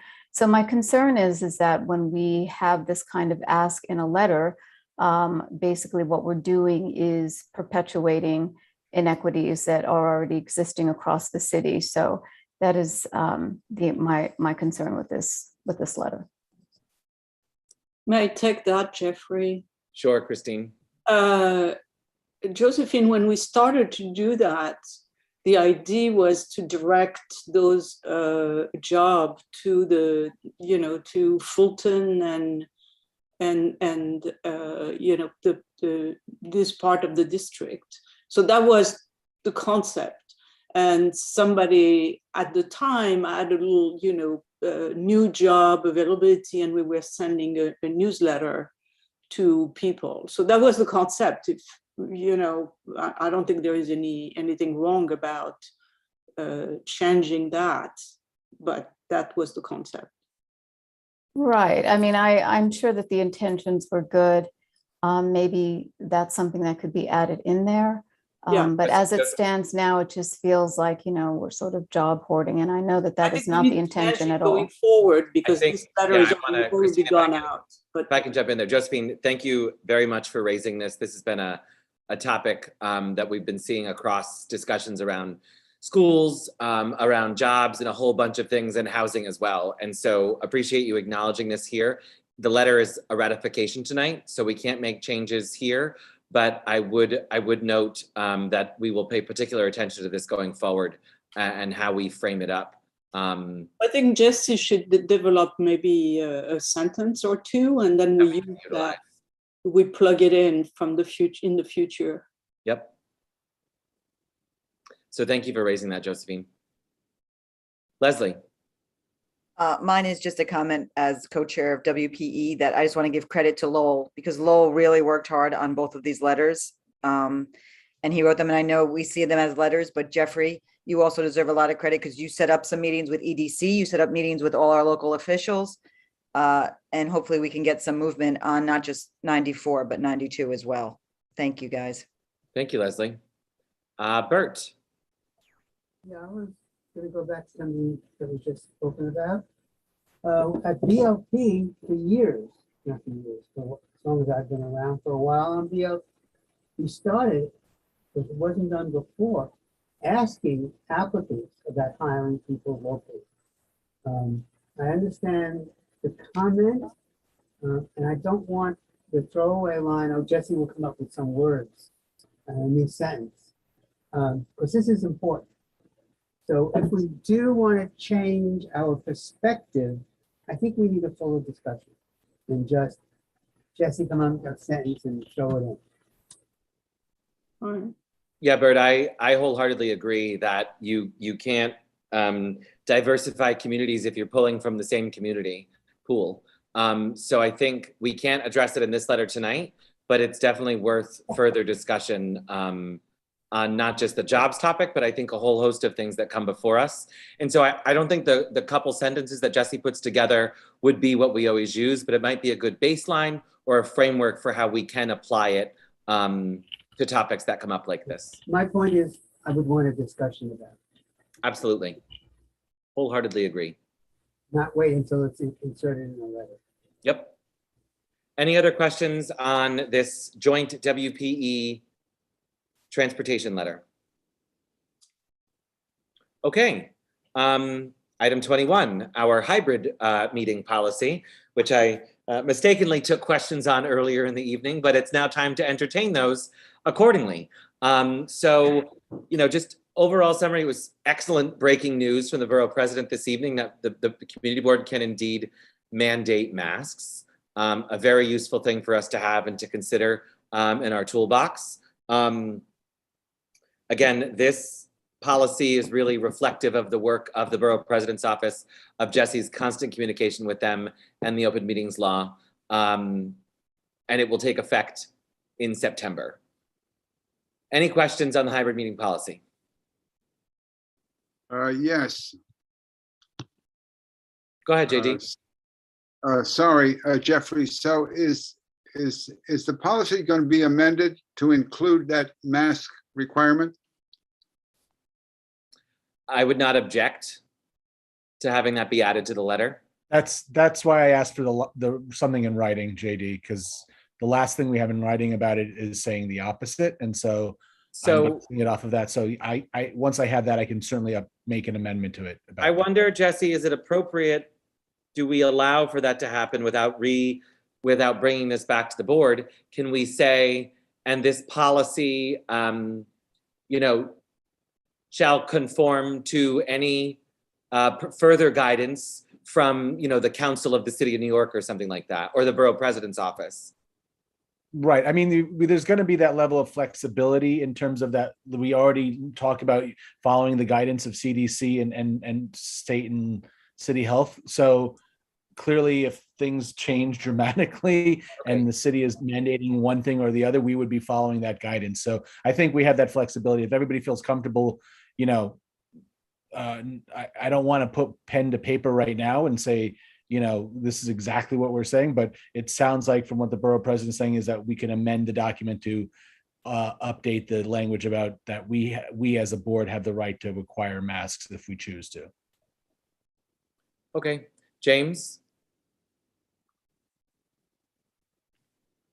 Thanks, Jeffrey. You know, it's not very often that the open meetings law comes into focus as an issue, and we have so many other pressing issues. I want to thank Jesse and you for working so hard on trying to comply with the constantly changing environment.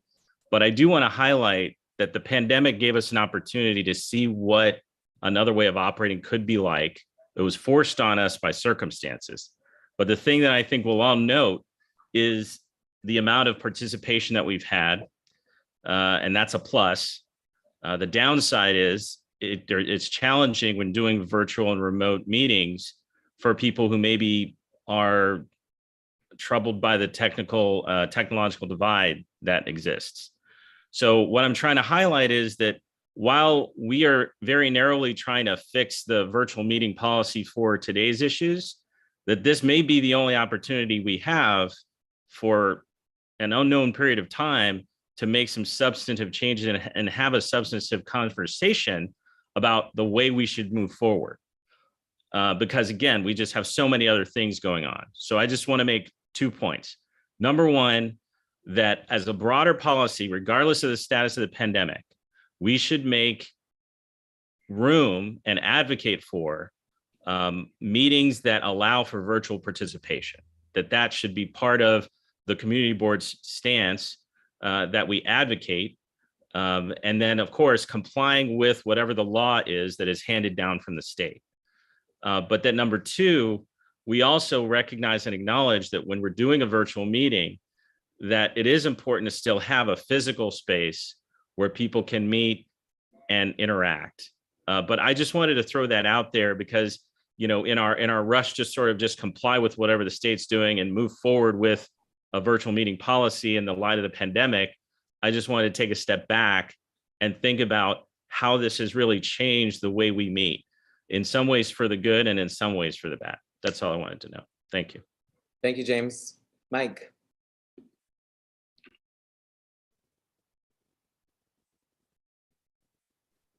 Mr. Noble? No, okay, I'm back on. That's a good point, James. You know, we're focused on our mechanics here, when the real thing is getting community participation, and we really got to keep that in mind. I just wanted to ask Jesse whether he took up my friendly amendment, the typo. Did you do it? Oh, Mike, we don't need to raise typos. They're not even friendly amendments. I'll take it as a friendly amendment. Good, done, done. And thank you for Okay, catching thank you. it. Thank you for catching it, Mike, and thank you for reading it. Thank you. Joe. Yeah, I just wanted to note, as we had in our executive committee meeting discussion, that from now until the end of August, when we go to the hybrid model, that we won't be taking votes at our committees, merely consensus. So, and our only full vote will be at the July board meeting. So no one gets, the broader membership doesn't get confused that we will, for virtual way, we can vote, just so it's clear. And I think that, Joe, I think it's a good point. This was a cause for concern. We don't have, like, we took a vote tonight on a ULURP application, which we have to take a roll call for, which is very important. We do not anticipate any sort of roll call votes in July, which is one of the reasons I felt really comfortable slightly graying the lines here in terms of conforming. And so consensus votes, right? Just understanding what it will be like. Exactly. Yep. Is what will be referred to the full board. Jesse?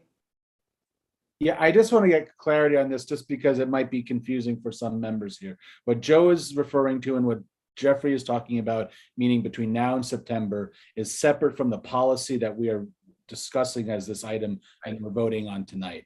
So just to be clear, what you are voting on tonight is what needs to happen if we want to become for members to be allowed to participate fully remotely. So that's just what has to happen. We have to post it on our website. We have to have that vote. We had to have the hearing at the beginning of the meeting. And so the conversation about what's going to happen between now and September is a separate conversation that does not require a vote, because it's a conversation that Jeffrey had with exec and came to a consensus. So just that both items are keeping us in compliance with the current version of the open meetings law. That's the whole point. We're required to take this policy to be in compliance with the revised open meetings law. Right. But as at the discretion of the chair, I've made a decision in July to continue our virtual meetings for committees. Our full board meeting being in person. But as Jesse says, let's focus on. I know, I'm trying to get there. We have in So, front. Katie. Thanks. I just have a question about line 42 in the letter, where it says that that the minutes will include why the members who participated remotely, like what their extraordinary circumstance was, basically what their reason was. And that just seems, I guess I haven't looked, I don't understand this enough. It just seems like a real sort of possible privacy issue. And I'm just wondering. 100%, Katie. So that's come up with a couple other conversations. Unfortunately, we did not write the law, and that's the way the law reads, and that's the way the president's office has read the law. What we are going to do is similar to the list of exceptions, right, that we give at the beginning there: disability, illness, caregiving situation. That's as far as I'm going, and if we don't feel comfortable with that, I'm fine with that too. And if we collectively want to use a different set of, descriptions, I really don't, I'm fine with that. So you're saying that basically we'll just use like these broad categories like unexpected event, or. I'm fine with that. Again, I think this is a 2-year experiment that they put out there, and they want to cover their bases. And so, I think just the same way I have to demark on the minutes, whether you were there virtually or in person, they want to also be able to say, well, what was the circumstances that required you not to be there? So, if, I think people write into me all the time and say I'm sick, I can't make it, or I've got an emergency. We write excused. We'll have to come up with a code, a little bit more of a code for that on the minutes to clarify what that's, whether Okay, that's great, Jesse. That's just helpful to know that we're not expected, like to say like. But if we're not comfortable with it, I'm not giving people's personal information on minutes. Yeah. No, I don't have any desire to do that, and I don't think that's appropriate. Great. Thank you for that question, Madam Co-Secretary. Charlie. Just wanted to really quickly echo what James said and say that putting COVID aside, I think having the virtual option has been incredible. As a recent member of the public and not a member of the board, I've attended so many committee meetings over the last 2 years, and I've been to like one prior in my life because I have kids and I can literally listen while I'm doing the dishes and then pop on and say my piece. And that's very valuable for a member of the public to be able to do that. Thank you. Betty. Hi, Betty. Yeah, hi. The church that I belong to has been doing hybrid for quite a while. And I wondered, sometimes the technology seems that it's kind of complicated because the people who are on Zoom can be seen and the people who are in person can be seen. Has all the technical equipment and staff been mobilized to do hybrid meetings? So the short answer is yes. The long answer is that we've never done this before. So right. So anytime a team is going to go out in the field for the first time, we're gonna have these issues. But what we have done is hired a vendor to do hybrid full board meetings. Okay, so that's completely, we've hired a professional person, it's the same person that we had for our full board meeting that we streamed last year, if you remember correctly, where there was multiple cameras, we had microphones, that kind of thing. Again, I'm not trying to say that's the exact setup or the exact location that we're going to be doing our full board meetings in. I'm just saying we have a professional doing that. The committees, we voted already, if you remember, like I think 3 to 4 months ago, we voted on a policy, on our own policy before the open meetings law even changed, that we would move into, for now, at least temporarily, move into where all of the committees meet. If they have to meet in person, they'll be meeting in the district office where there will be cameras, a projector, a screen. And so you'll have that technology there. So the answer is yes. And if it's a committee meeting and I don't want to be in person, can it be a hybrid meeting? Yes, it can be a hybrid meeting. But I want to be clear, the way our policy is reading is it's just because you use the word, I don't want to. I meant, if I have a disability and I can't make it to, I now currently have a disability, and I can't make it to the meeting, there's still that opportunity to be on You Zoom. will be able to participate fully. And my goal is for you to be able to do what you are able to do right now on Zoom, and hopefully even more. So, okay. But yeah, by law, you would be able to participate, meaning vote. And participate in the conversation and vote. And what I hope is that what your experience in attending the meeting virtually would be similar to what you have right now. It's never going to be as it was when we were all in person and rubbing elbows and enjoying ourselves. But it'll be similar. We want it to be similar to this experience right now. Okay. Thanks. Thanks, Betty. Carrie. Yeah, first I just want to thank Jesse for all of the, amazing contributions to this and the ins and outs and all around.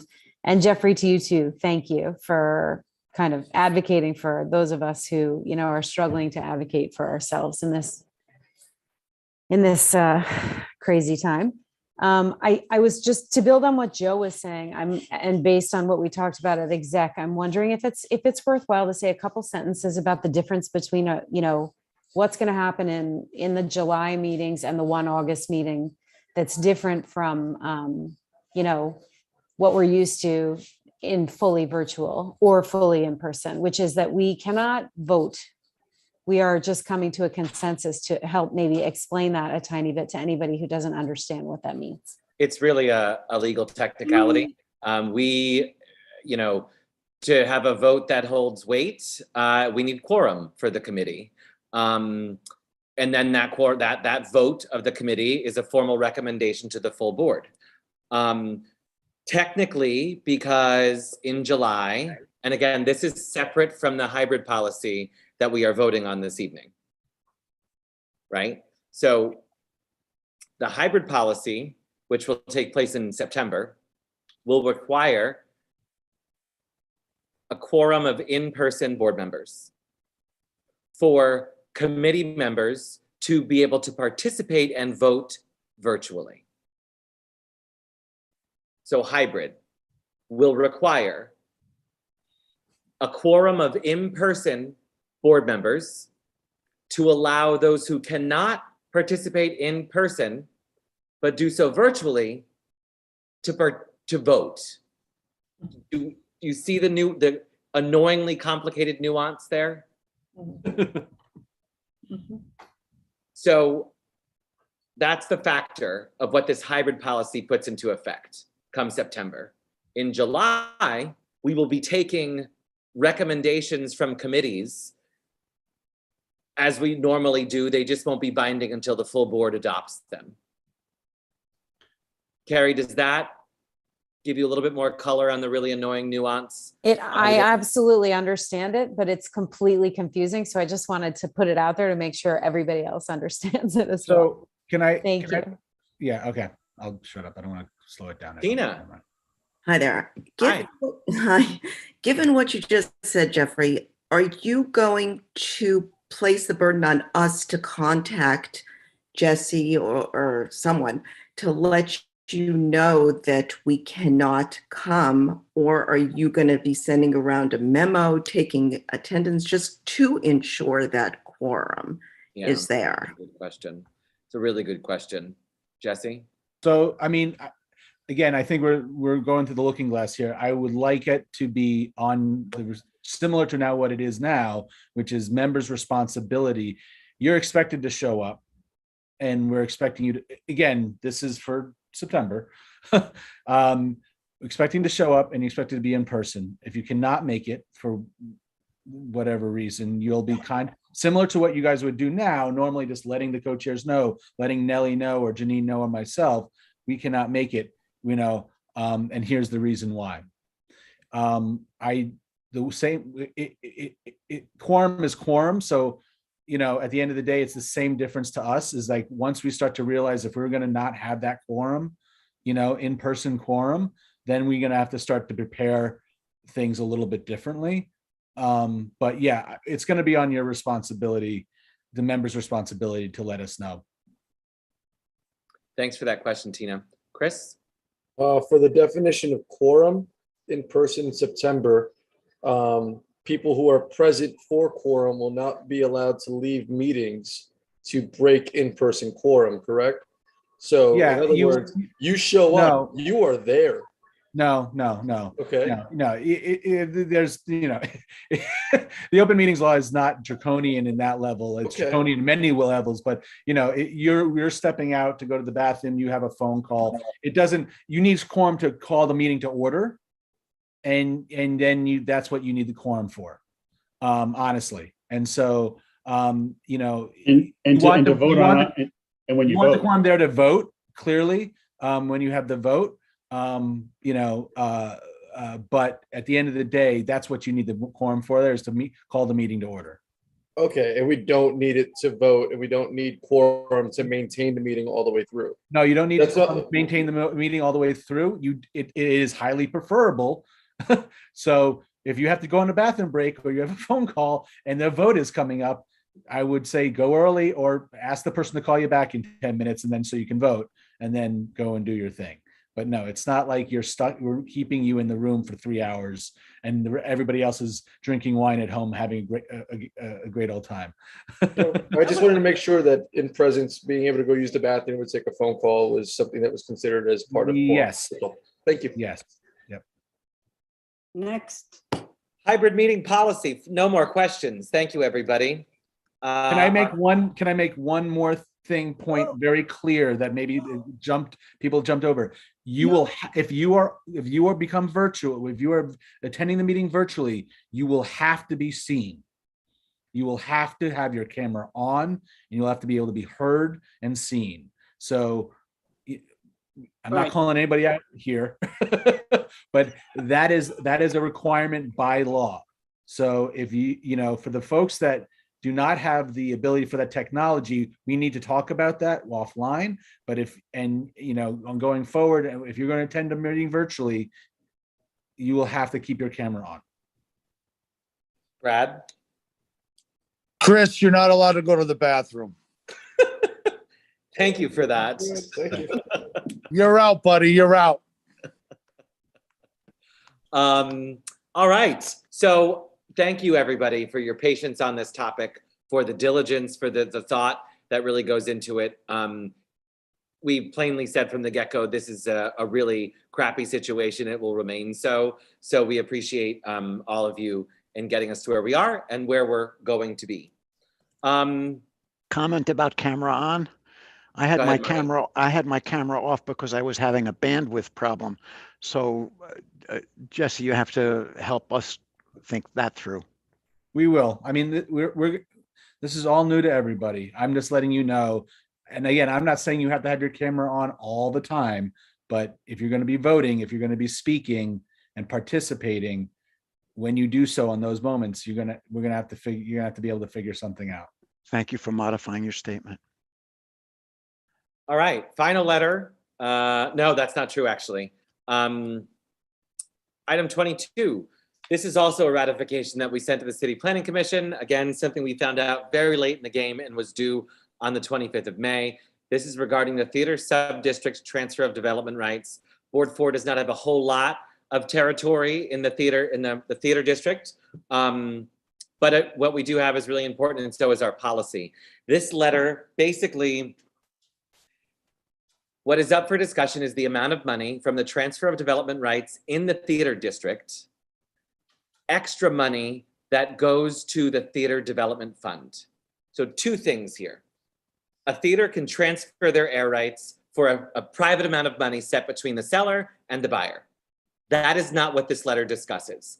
This letter discusses the separate amount set by the city that sale triggers for money to go into the theater development fund, which many of us know as TDF, to support theater access and theater preservation in our community and in CB5. The tricky part here is that city planning is going for an increase in this amount based on data that was taken during the pandemic. And so our position, shockingly, is nuanced. We are asking for the city to really consider pre-pandemic, if they're going to increase it at this point in time, to consider pre-pandemic data to inform that discussion, or wait till we're further down the line. I'm going to pause there. I think that was the summary. If there's any questions, Joe, I see you nodding, so I think I pretty much summarized it. I want to thank Paul and Joe for this letter. That was another sort of Hail Mary when we found out the deadline. Any questions? That's it, we're good. Okay. Thank you. Let's go to the. I know we have new business. I know, and I'm going to have a martini for your birthday tonight, Christine. I'm waiting for my I'll cake. get there. So, final letter, new business, as we have been dealing with for almost a year. Actually, I have to pause. I'm passing the microphone to Jessica because I am present, not eligible on this item. So, Jessica, over to you. Sure. Thank you, Jeffrey. And thank you all for tolerating a new business item that was added to the agenda so late. However, you all are well aware of the building at 4454 9th Avenue and 355 West 14th Street. The Chelsea Land Use Committee first began hearing recommendations for proposed construction at the site back in 2020. The board has written numerous letters about that project, in particular, the deep desire to preserve the 9 historic row houses there on the corner of 9th Avenue and West 14th Street. It has come to light, and this, again, this letter outlines this, but that they did have to ultimately not only issue a stop work order, but ultimately demolish those buildings as a result of what they found to be unsafe work conditions. This board was very active in trying to get them to reassess that and determine if other measures could be taken to, in fact, maintain the structural preservation of those buildings, and that was, in fact, denied. It has since come to light that, and many of you may have seen these articles recently, that in fact LPC was in receipt of information which could have allowed them to focus on, in fact, the preservation of the buildings and not have them destroyed. This is new information. We quickly wanted to put this letter together to first and foremost express our deep frustration and dismay at this, at the fact that they in fact have this information and did not share it despite our request for such information. And we do have some recommendations which says, or which request that LPC come and discuss this with the committee, as well as that these events be investigated.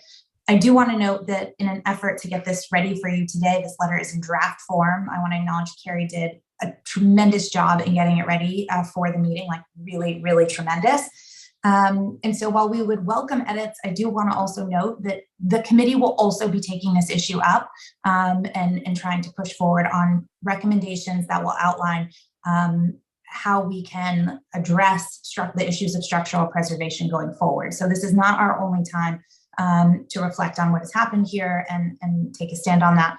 But we do want to get this letter out. And as it notes, there were over 200 emails to the office, which Jesse and team waded through, expressing concern about this. Before there are questions, I do want to turn it to Carrie because she really has devoted a lot of time to this and want to make sure you feel like I covered everything, although I don't actually see Carrie. Did we lose her? I'm here. Oh, great. Oh, you're there. Okay, I see you now. Carrie, do you have anything you'd like to add? No, I really think that was an excellent summary. Thanks, Jessica. Honestly. Okay, sure. Okay, we'll go to Bert and then David. Thanks, Carrie, for doing this letter quickly, and it's a very important letter, I think. It's more than the preservation of these particular buildings, which is key, what is the focus right now.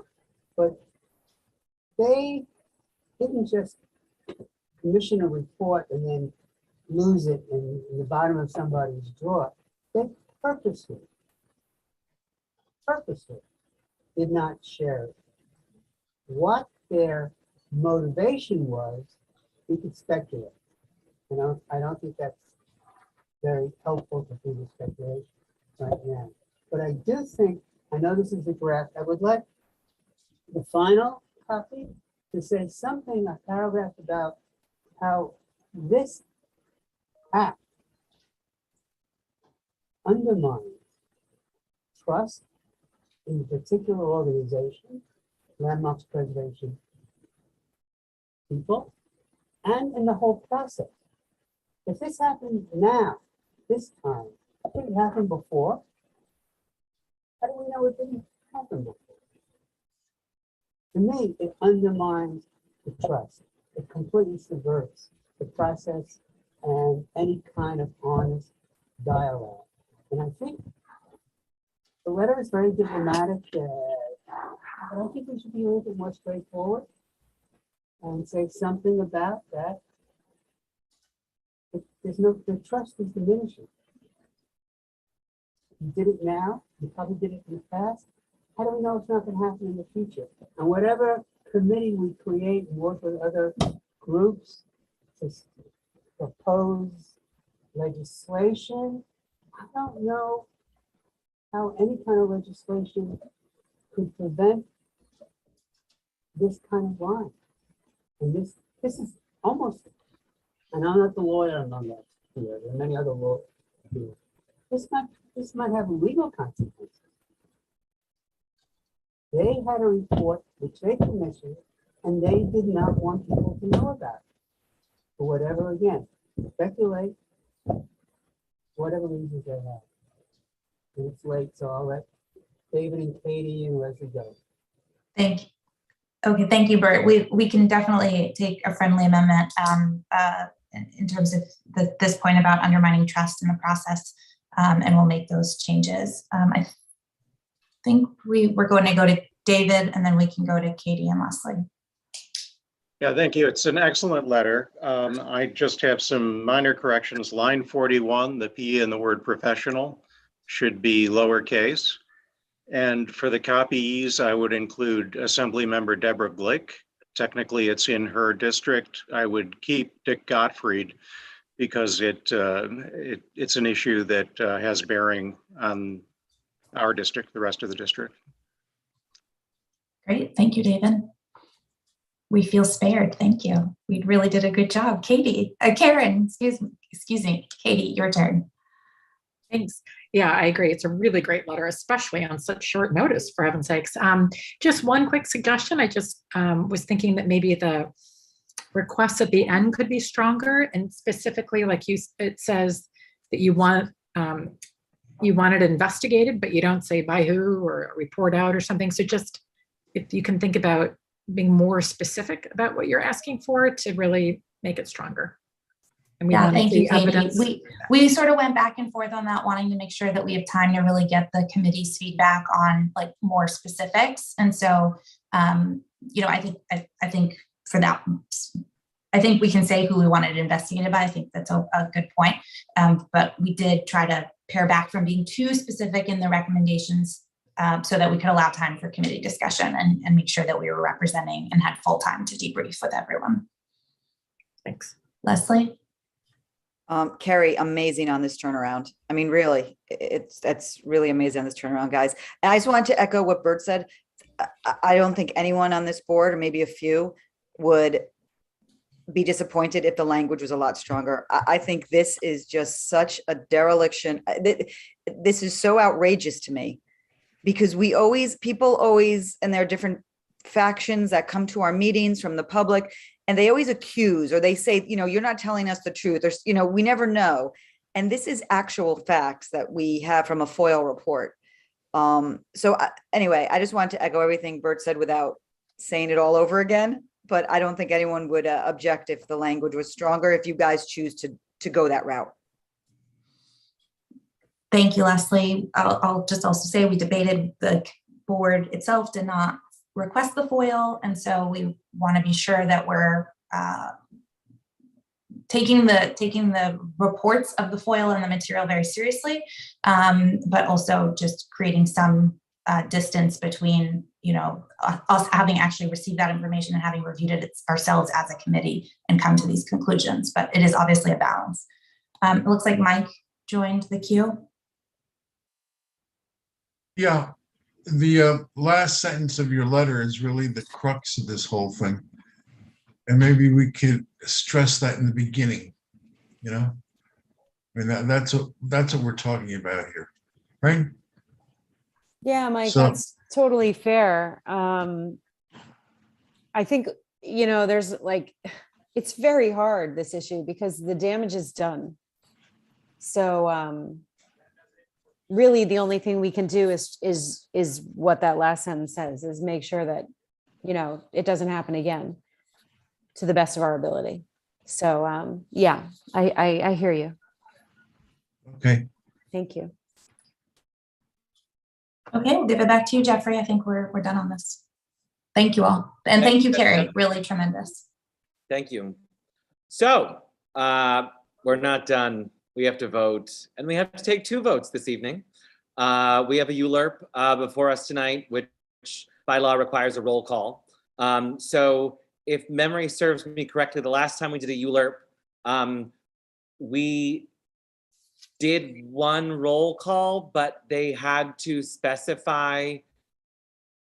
Jesse, remind me, did we do 2 calls, or it was 1 call and you had to Jeffrey. specify the ULURP and then everything else? It was 1 call, specify the ULURP. Thank you. So it'd be yes on whatever number the ULURP is, yes on the rest. Okay, so allow me to, I'm gonna. I just want to make sure that Katie and Yeah, I'm gonna go through the process. I'm gonna so talk make sure about. Katie and Blake are ready for that.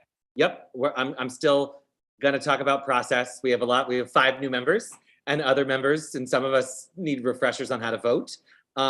So a couple of quirks in the voting sheet tonight, but open it up, take a look, try to submit your vote by the end of the meeting. Vote in order of item. You'll note it gets weird around item 18. That's where we have the 18A and the 18B. Just take them in order. And then the key factor is we have new business, which is not on your vote sheet. And so that is item 25, number 25. Just write yes, no, abstain, or present, not eligible. Don't write what the topic is. Keep it simple so the data is clean when it's submitted. Yes, no, present, not eligible, abstain. Very simple. Now, as is our standard process, our co-secretaries will call the roll. You'll be asked for your vote on the items. If you're voting a straight yes, you can say yes on all. Tonight, however, because item 3 is a ULURP, we have to specify our vote for that particular item. So if John Doe is being called, John is saying yes on item 3, yes to the rest, or no on 7, yes to the rest. So we want to be concise and clear for our co-secretaries to be able to properly record the vote so we can get through our roll call efficiently. Jeffrey, do you want to quickly just explain number 1 to the new people, because it's the thing? Yes, and the team did a perfect job on putting it that item 1 is sent back to committee. And so that's what you're going to click for item 1. Sent back to committee, item 1. Jesse, anything to, oh, Marty, sorry, go ahead. I'm sorry to do this. I was just looking at the end of that list, and there's item 24 that's blank and item 25 that's blank. Would you repeat what you said about that? What's Absolutely. Item 20, you're filling in number 25, which is for new business, which is the letter about the buildings in Gansevoort Row that Carrie and Jessica just walked us through. So 24, you will leave blank. We had no alternate items this evening to other business that we took up. 25 is where we're putting our new business tonight. So number 25, you're going to put yes, no, abstain, or present, not eligible. Okay. So we are doing 1 call per person. You will take 2 votes in that moment of call. You will vote on item 3, and then you will give the votes on the remainder of the items. Katie, Blake, any other questions? And are you guys ready? I think we're ready. And just so we're clear, so what we're doing right now is that we're asking you to respond to us and give us a verbal vote. And then you're going to fill in your vote sheet in the same way that you give us your verbal vote. And I'm going to be reading out the names, and Blake is going to be doing an extraordinarily fabulous job about indicating them on the sheets. Okay, so Ted, we're going to start with you. Ted Arenas. Yes on 3 and yes to all. Great. Thank you, Ted, for being an exemplar out the gate. So perfect. Roberta, you're next. Thank you. No on 3, no on 17, and yes to the rest. Got it. Christine Bertay, the birthday lady. Yes on 3, abstain on 11, and yes to everything else. Got it. Gwen.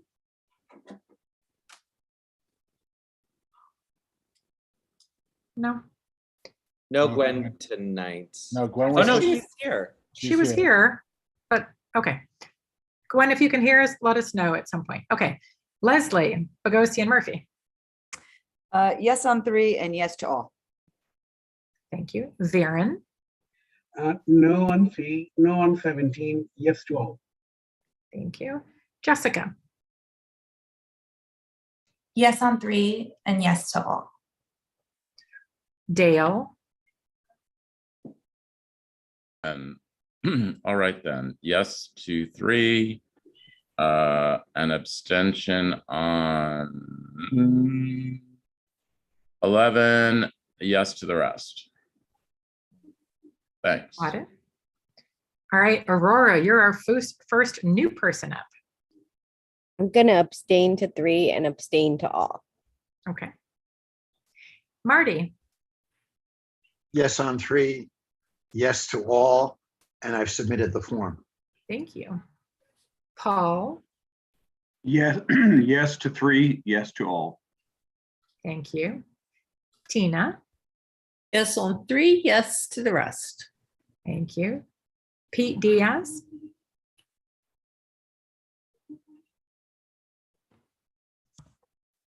no, okay, He's here. I just don't know. Yeah, all right. okay. Wendy, Yes on 3, yes to the rest. thank you. Matt Green, No on 3, present not eligible for 25, yes to the rest. thank you. Jesse Greenwalk, Yes on 3, no on 17, yes to the rest. got it. Candace, Yes to 3, yes to all, and submitted. thank you. David Haluka, Yes to 3 and yes to the rest. Frank, Yes to 3 and yes to the rest. Josephine, Abstain on 3, abstain on 20, and yes to the rest. thank you. Yadira, Yes to 17, abstain to all, and to the rest, I'm sorry, and I submitted the form. and what about number 3? I abstained on that. Oh, you abstained on 3. Okay, and I think you said that you also abstained on 17, is that right? I said yes for 17 and abstain to everything else. Got it. Abstain on 3, yes on 17, abstain on everything else. Got it. Okay, Peggy, Yes to 3, yes to the rest. Carrie, Yes to 3, no to 17, yes to the rest. got it. Lowell, Yes to 3, yes to the rest. thank you. Blake, my friend, I'm yes on 3 and yes to the rest. thank you. Bert, Yes on 3, yes to the rest. Chris LeBron, Yes to 3, yes to the rest, submitting. thank you. Betty, Yes to 3 and yes to the rest. Sarah, is she here? No, I think she is. Okay. Tina Nelson, Yes on 3 and yes to the rest. thank you. Mike Noble, Yes on 3 and yes to the rest and submitted. thank you. JD, Yes to 3, yes to the rest. great. And Maria's not here tonight, is that correct? Correct. Okay. Alan, Yes on 3 and yes to the rest. Brad, Yes on 3, abstain on 17, yes to the rest. Thank you. thanks. Twee, He's not with us anymore. oh, right, okay. Joe, Yes on 3, yes to the rest. thank you. Sabrina, Abstain on 3 and yes to the rest. Dolores, Yes on 3, yes to the rest. David Solnick, Yes on 3, yes to the rest.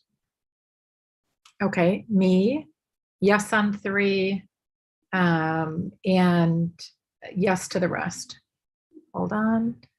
Charles Todd, Yes on 3, abstain on 17, and yes to the rest. got it. Kit, were you here tonight? No. No. Okay. Hector, Yes to 3, yes to the rest, and submit it. thank you.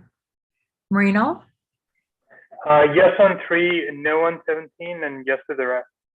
thank you. Rob Walker, No, Rob Walker is no He's longer. no longer on the board. okay. James Wallace, Happy Pride, happy Father's Day, happy Juneteenth, happy birthday, Christine. Yes on 3, yes to the rest. thank you. David Warren, I think David Warren is away. oh, okay. Leslie Williams, Abstain on 3, yes to the rest. thank you. Carl Wilson,